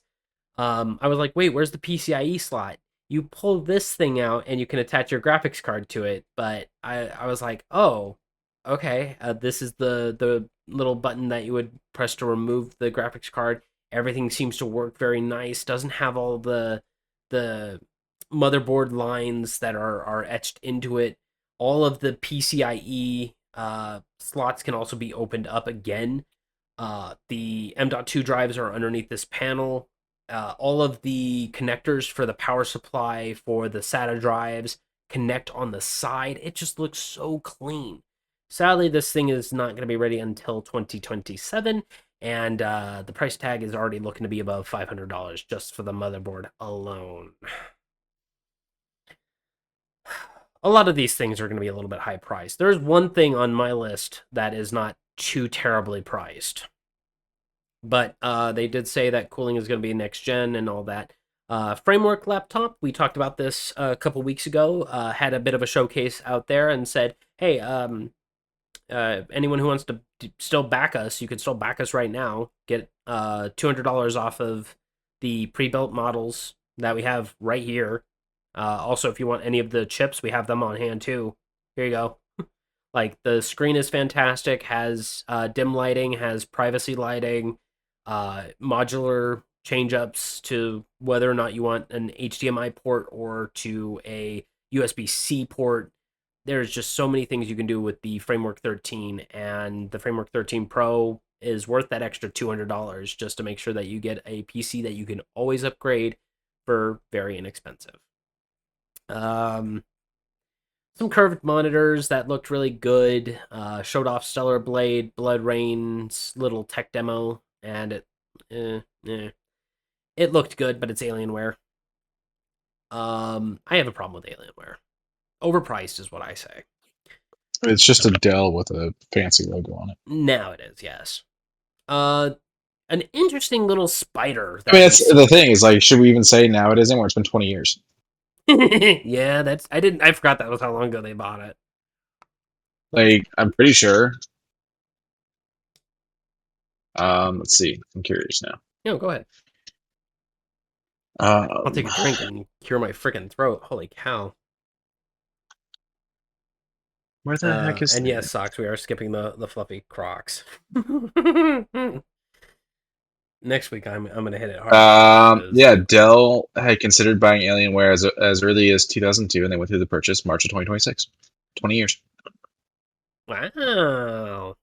Alienware retains control of its design and marketing while benefiting from, I feel like that should be in quotations, from Dell's purchasing power, economics of scale and supply chain, which lowered its operating costs. Oh, yeah. I mean, I don't know about lowering its operating costs when they're still charging an arm and a leg just for a mouse. A nice little mouse. This company was outsourced. They were on their own for 9 years before they got bought. They were expensive then, they're expensive now. But this weird little spider thing is going to be worth an arm and a leg. You and I are both using Wi-Fi 5. We are not future pushing our technology. And my hookup's got 5 and 2.5. And, yeah, but I just do whatever's cheap and makes it to where I can do internet stuff. Yeah, we like that. We like that in our internet. But there are people right now wanting Wi-Fi 8 in the world. Listen, man, I want the thing we currently have to actually work before we try to go to the next. Yeah, I concur. But I mean, like, that's my thing. Like, we've got 5G. 4G doesn't even work. Yeah. Why are we figure out 4 before we move to 5? Yeah. And 5G is ingesting our brain with microplastics or something. But yes, this very weird thing, the ROG. Did you see that squirrel that filled the one full of acorns? Yeah. Yeah. I looked up, I was curious. The Alienware 18 Arena 51 gaming laptop. What's your price guess? $1,700. That's cute. 21? Anyone? That's cute. 25? That's cute. Yeah, no. I knew they were overpriced, and they're still there. Fuck them. The lowest this one comes at in its 18-inch model is $3,799.99. The highest it comes at in its 18-inch model is $4,879.99. And then there's one that's like just slightly higher than the lowest, with an extra $100 for $3,879.99. God. So the lowest end, you're getting an Intel Ultra 9 275HX 24 core. You get Windows Home 11, NVIDIA GeForce RX 5070 Ti. Memory is a 32 GB DDR5. Storage is 2 terabytes. TLC NVMe M.2 PCIe Gen 4 SSD. Okay. And then the display is an 18-inch WQXGA 300 Hz 500 nits 100% DCI P3 Advanced Optimism Comfort View plus G-Sync FHD cam. I hope that's OLED. Holy shit. Wow. I mean, it gives you it breaks down the specs on the touchpad, the camera, the audio, and speakers. All features that very few people would use, especially for that price tag. You can You can build your own framework for like 1800, you guys, if you're needing something with all those extra features and support a company that wants reusability. Here's my thing. I don't like the lack of ports. Yeah, that's also that's a laptop thing that's probably going to be around for the near future. On the left, you get a one global headset jack and a full-size SD. Oh. On the rear, you get an Ethernet. It's an RJ45 Ethernet port, 5 GBE. Two USB Type A's, 3.2 Gen 1, 5 Gbps. One USB Type A, same thing, but this one has power share. Two Thunderbolt. Okay, I was expecting Thunderbolt port for configurations for configurations with NVIDIA GeForce RTX 5070 and below, and two Thunderbolt 5 ports that can do the 5070 Ti and above, and one HDMI. That's not a lot. We just didn't do anything on the right side of the computer. That's probably where the fans are. That thing probably heats up like a motherfucker. Probably melts your desk. Wouldn't surprise me. But I didn't. That's the thing. I used to buy HP laptops when I was like for work, like when I was first starting out, because they were cheap. Yeah. And like I started having to like, it got to the point where like I would have to elevate them off my table with like a fucking like a cooling rack that you would use in the kitchen and stuff like that, because the bottoms of those things get so fucking hot. Yeah. They did a test on 1999 laptops and stress test them to the point where they were doing like a 3D render, and they obviously can't do it, but it puts the CPU at full load, and they found that it was melting the plastic on the bottom, like warping the plastic on the bottom of the laptop itself. And I was like, this thing was never meant to even think about a load. Ugh. But should have been using those things to cook my dinner. I mean, it'll cook an egg. Right, there we go. But heading back over to the ROG weird Crown of Sorrows looking head ass. This thing also has ease of access to tell you what bandwidths are at most usage. Has an app to showcase what is pulling the most of your Wi-Fi / energies. And I was like, okay. Oh, Socky says Crown of Tempest. Yeah, it does kind of look like the Crown of Tempest from D2. Yeah. Oh, thank you, Brad. Appreciate you, bro.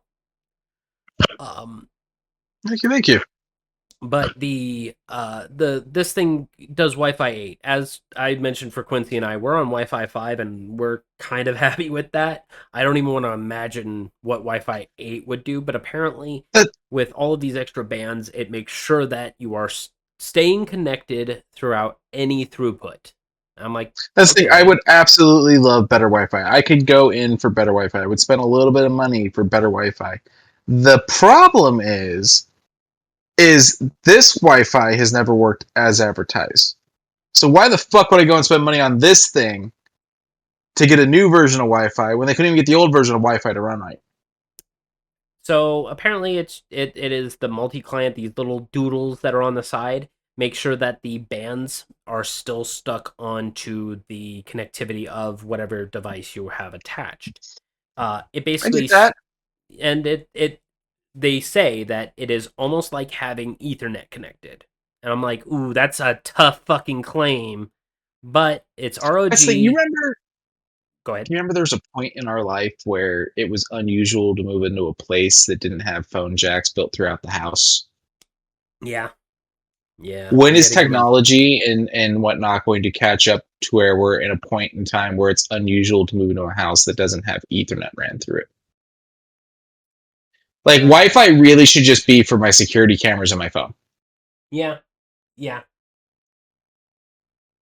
My house should have Wi-Fi. Granted, I live in a house from the 70s, but my house should have Ethernet ports built throughout the house, and then should have a hub set somewhere in a closet or something that is where your modem and everything is hooked up.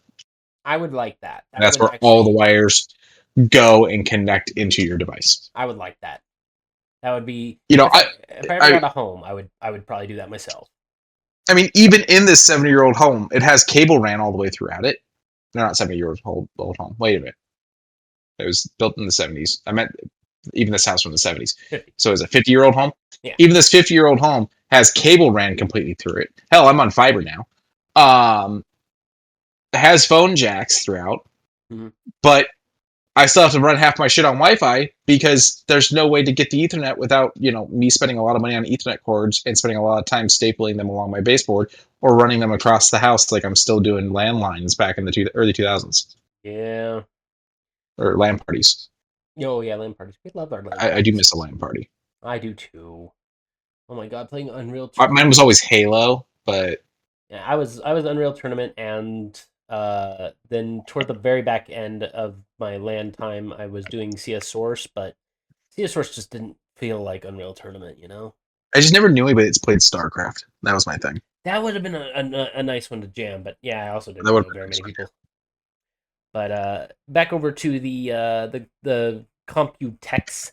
That was just a few of the things. There was another thing. If you head over to Linus Tech Tips, I love watching his stuff. He did a nice little rundown of a few things that he talked about. He tries to stay away from the AI side of things because he's like it's a niche thing. Like he gets it, but he doesn't want that to be a major selling point. He's on our side of why are we leaning toward AI in today's time when we can just build it ourselves? Like he has fully understood the assignment.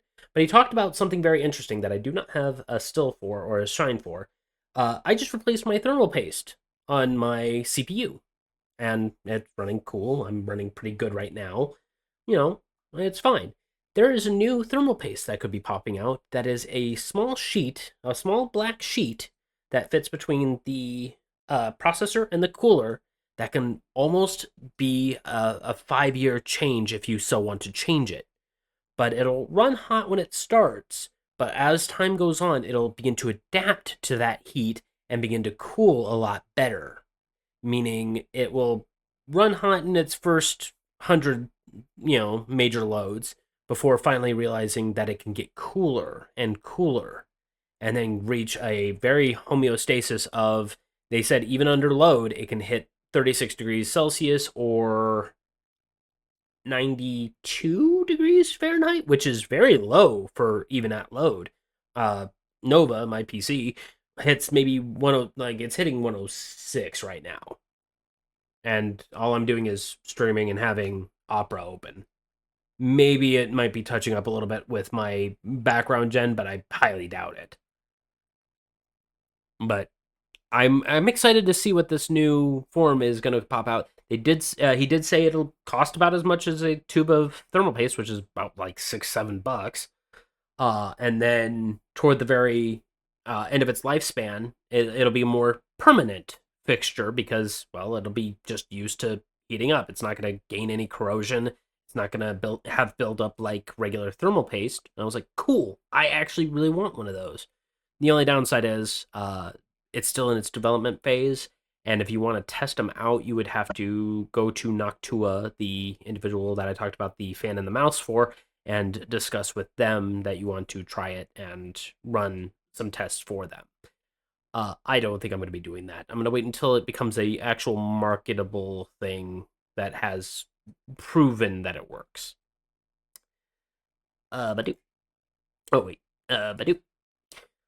Aside from that, let's cross over to the other side. Let's talk about AI just for a moment, because that was one of their major points. This was their billboard sign.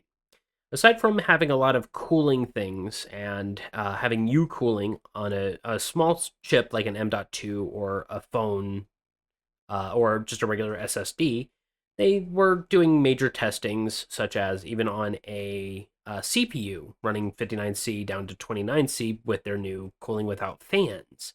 And I was like, that's neat. That's, whatever.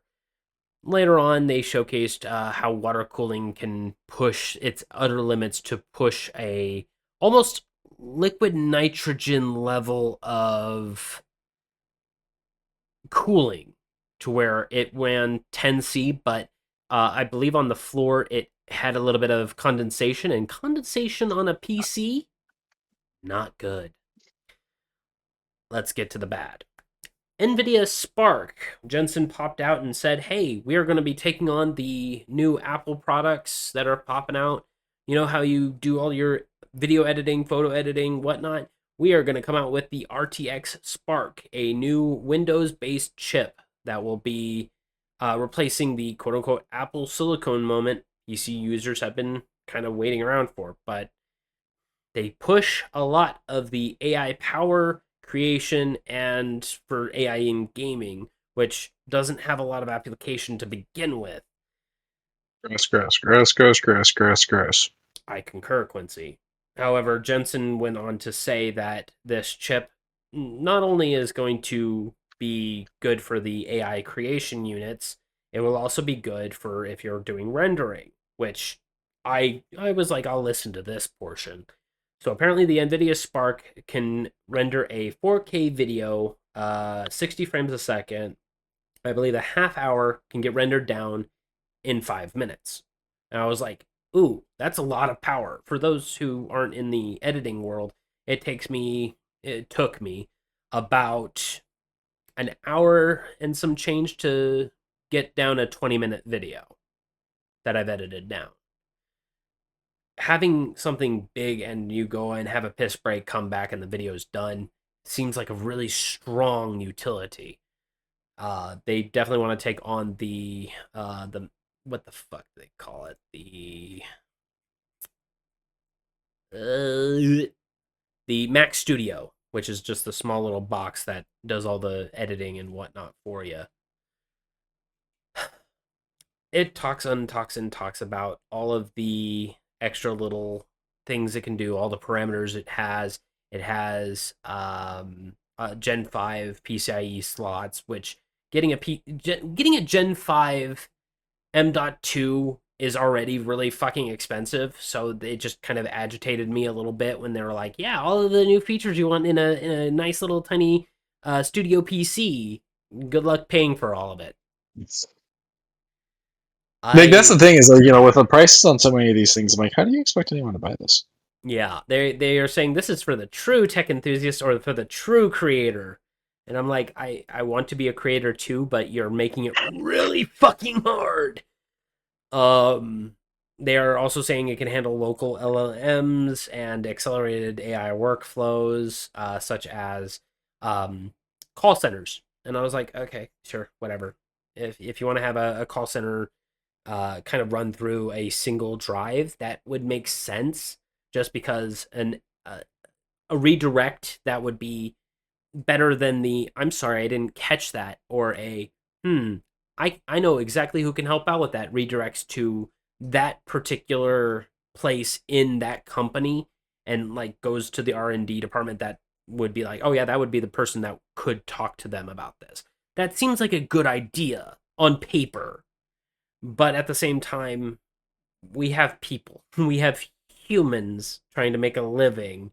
Just have a receptionist do it, or a front desk person, someone who does admin. There's a lot of solutions here. It's annoying. It is very annoying. They did say that this thing can fit into a CD tray. An old PC can put this in there and it'll basically look like a stealth build, and I just kind of was like, I don't care. I don't care. It has a single HDMI output where I'm like, if I was doing editing, I would like more than one screen. So I'm kind of frustrated that it's just a single HDMI, no display port or multiple HDMI inputs. 4 USB-C plugins, no USB-A plugins, so you have to have a hub. It's a big frustrating mix of problems. The little toaster one from the computer lounge. Oh yeah. Socks found an interesting case that looked like a toaster, and I was like, that's kind of cute. It's even funnier if it runs. Remember when a couple years back, they released the big Mac PC, and it just looked like a giant cheese grater. Oh, that's right. Yeah.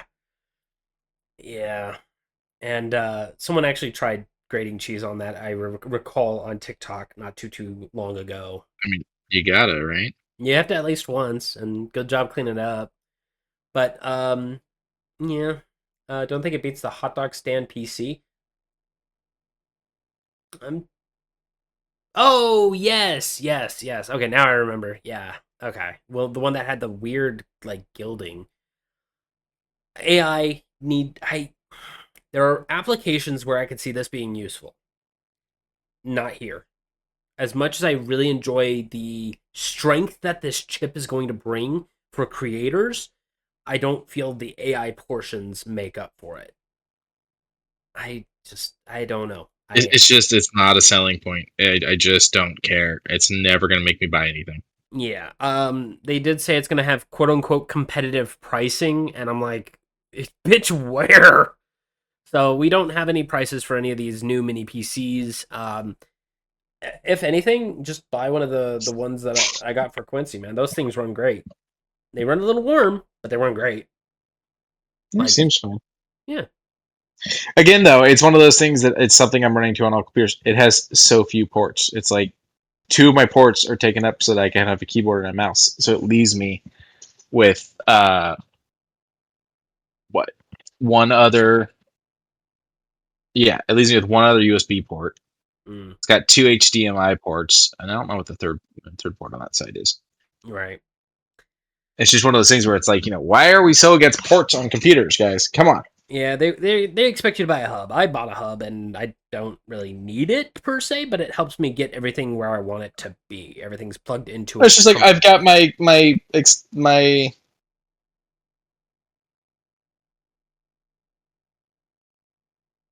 extra storage. Oh, external drive. Thank you. What the fuck, Brain? I've got my external plugged into the third port, but that's it. I'm done. I'm out of ports. And I have a separate disk drive, but then I have to unplug the external or unplug the keyboard or the mouse. Yeah. Yeah. I mean, a hub isn't that expensive, but I concur. It's extra expenditure when it shouldn't be around. But you can pick one up for like $7. If need be. Heading over to the gaming side of the stuff.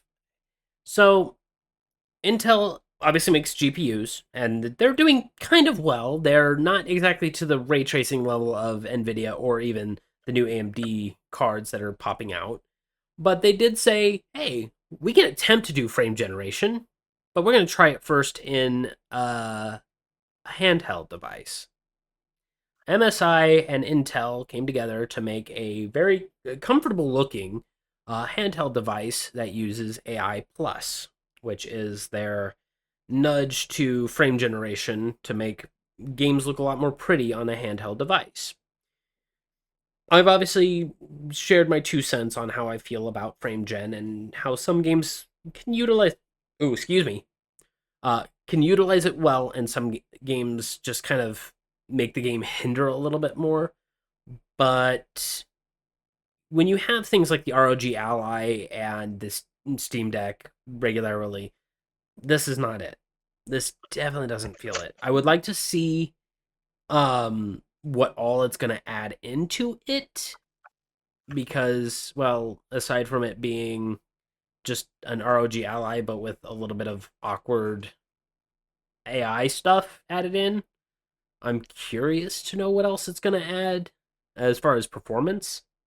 But we didn't get too much of a look at Computex, just a talk about, and I was like, that's a bit of a bummer. A interesting badge from Acer popped out, a really cool little touchscreen badge that you can wear. It also doubled duties as an emergency SOS light or a very bright, I believe, 2,000 lumen flashlight. It also triples as a badge that can be both press or scannable. So in case you're like a developer or an artist and you want to show off your portfolio, it can also have your QR code right on your badge or your bag or wherever you want to put this really nice badge. Sucks in chat, I would fall on my face and break it. Believe it or not, this thing has had durability tests. It has waterproofing, strike proofing, and I believe a 70-hour battery. And it charges very similar to... I need it to have dog proofing before I feel safe. That is true. A dog could definitely probably bite through it. But they showed a little bit of AI in there. Hey, we're putting on an image. Yeah, and I was like, Acer, come on. You are doing so good. The only thing that's really good about this is you can put any image you want on it. You can put a designed image. You can design an image in their nice little app that they have. It seems pretty straightforward, and it moves over almost instantaneously. You can change music on the go with it in case you have it like on your bag and you just reach your hand back and press the next button, that kind of thing. $50. I'm like, okay, for basically a small touchscreen that has smartwatch capabilities with a few less features. I was like, $50 is not a terrible ask in this day and age for a nice little feature-ish item. Okay. Thank you, Acer, but lose the AI shit. You're pushing it. There was a couple other things, such as a very strange RTX 5080, a really interesting see-through power supply, and a interesting hub for an M.2 drive where you can attach SATA SSDs because, well, in this day and age, getting an M.2 drive is $200, but getting a regular SSD is still like $50. So that's a think about in the near future. But there was a lot talked about, a lot of AI that I omitted from that. I have omitted a lot of AI. They had an entire wing dedicated to LLMs and other AI finding things. It was very gross.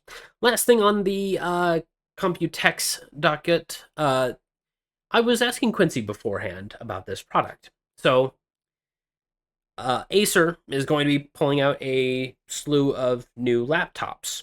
And with that laptop, they are also pushing out something called the Nitro Blaze Link for $180 that allows you to connect wirelessly to that laptop and play games anywhere in your household. They also say that you could take this on the go with a Wi-Fi chip. And I was like, okay, that's a little worrisome because, as Quincy said, Wi-Fi in gaming is still a little wonky and rough, and I don't know. I mean, I'd do it. It's just not my preferred. Yeah. And also the laptops themselves are a little bit pricey, considering the $180 price tag isn't a big ask for this neat little, attached to a computer and play wirelessly ordeal. But having their exact laptops, they're not exactly cheap. Let me go and grab a thing here. They want you to grab. Acer device uses this. Nitro Gaming laptops.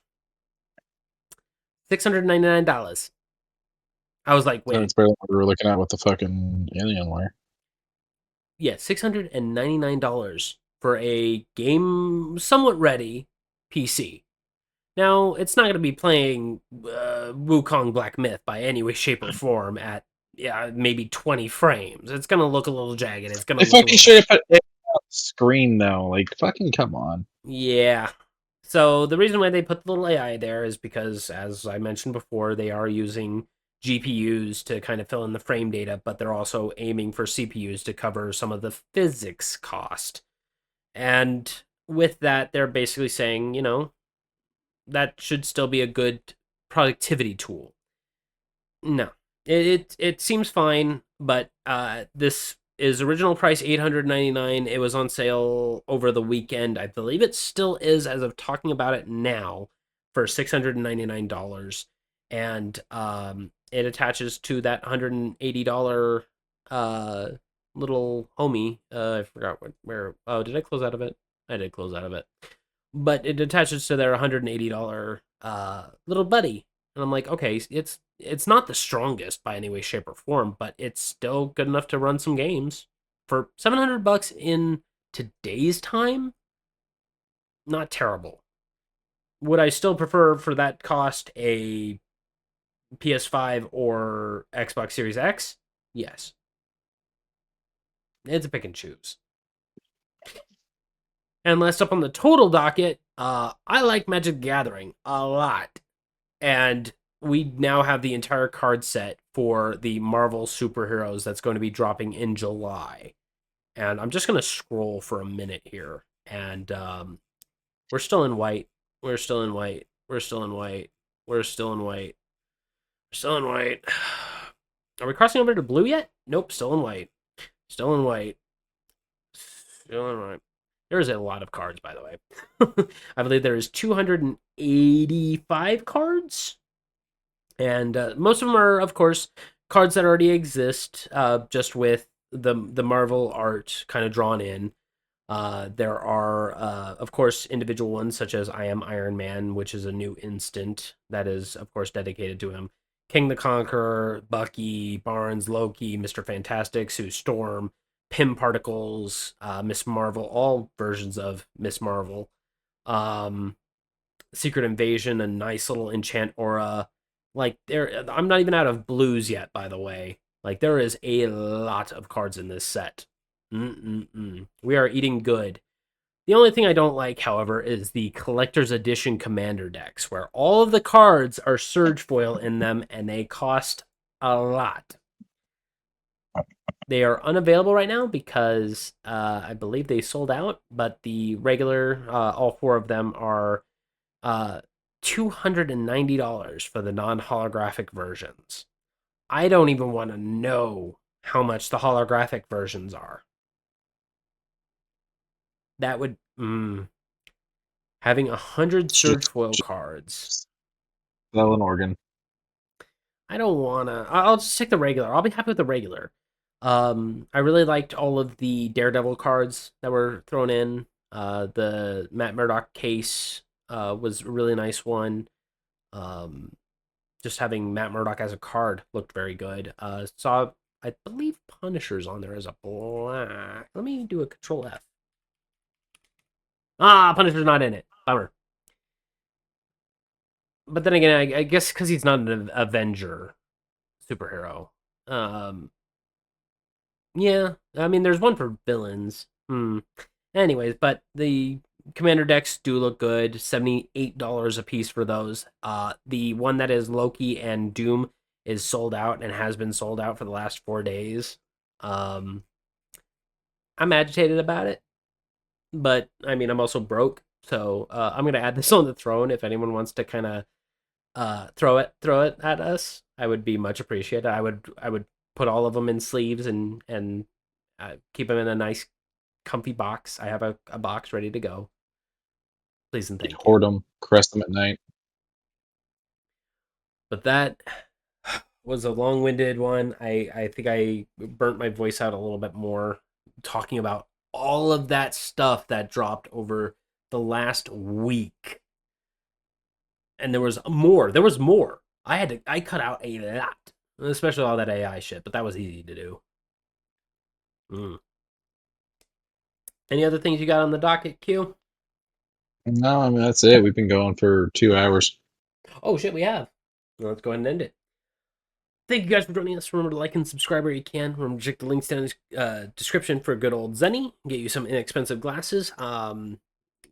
If you have, I believe it's buy two, get free shipping. Be sure to check out Humble Bundle. Support charities while getting some cool games, some 3D STL models, some really cool books, some manga, check out Hero Forge. I did check out what was on Hero Forge. A lot of bird folk, including doves, pigeons, owls, and hawks. Remember, check us out on our Discord. I'm always on there. We're always mumbling about something weird. I've just mumbled about the Destiny 2 stuff, and I kicked out our first AI enthusiast from our thing because they were trying to push AI onto me. So be aware that, I'll have a hard stand of no AI in our Discord. I don't need to add that as a fucking rule. y'all are like welcome to Yes. like the things you like, but don't go around pushing things at people. Yes. And check out Q on his threads. Check me out on my Twitter and Instagram. Be sure to I may stream in the near future some more Destiny just because of all the new content. So be sure to check out us here at twitch.tv/TheUglyMugs from time to time. Go ahead and hit the follow button so we'll know whenever I happen to stream next. And at the end of days, at the end of weeks, at the end of months, at the end of years, please love one another. It is certainly free to do. Good night, everybody. Hi, everyone. Yeah, y'all don't know how loud I yelled when I saw Kingdom Hearts 4. Yeah.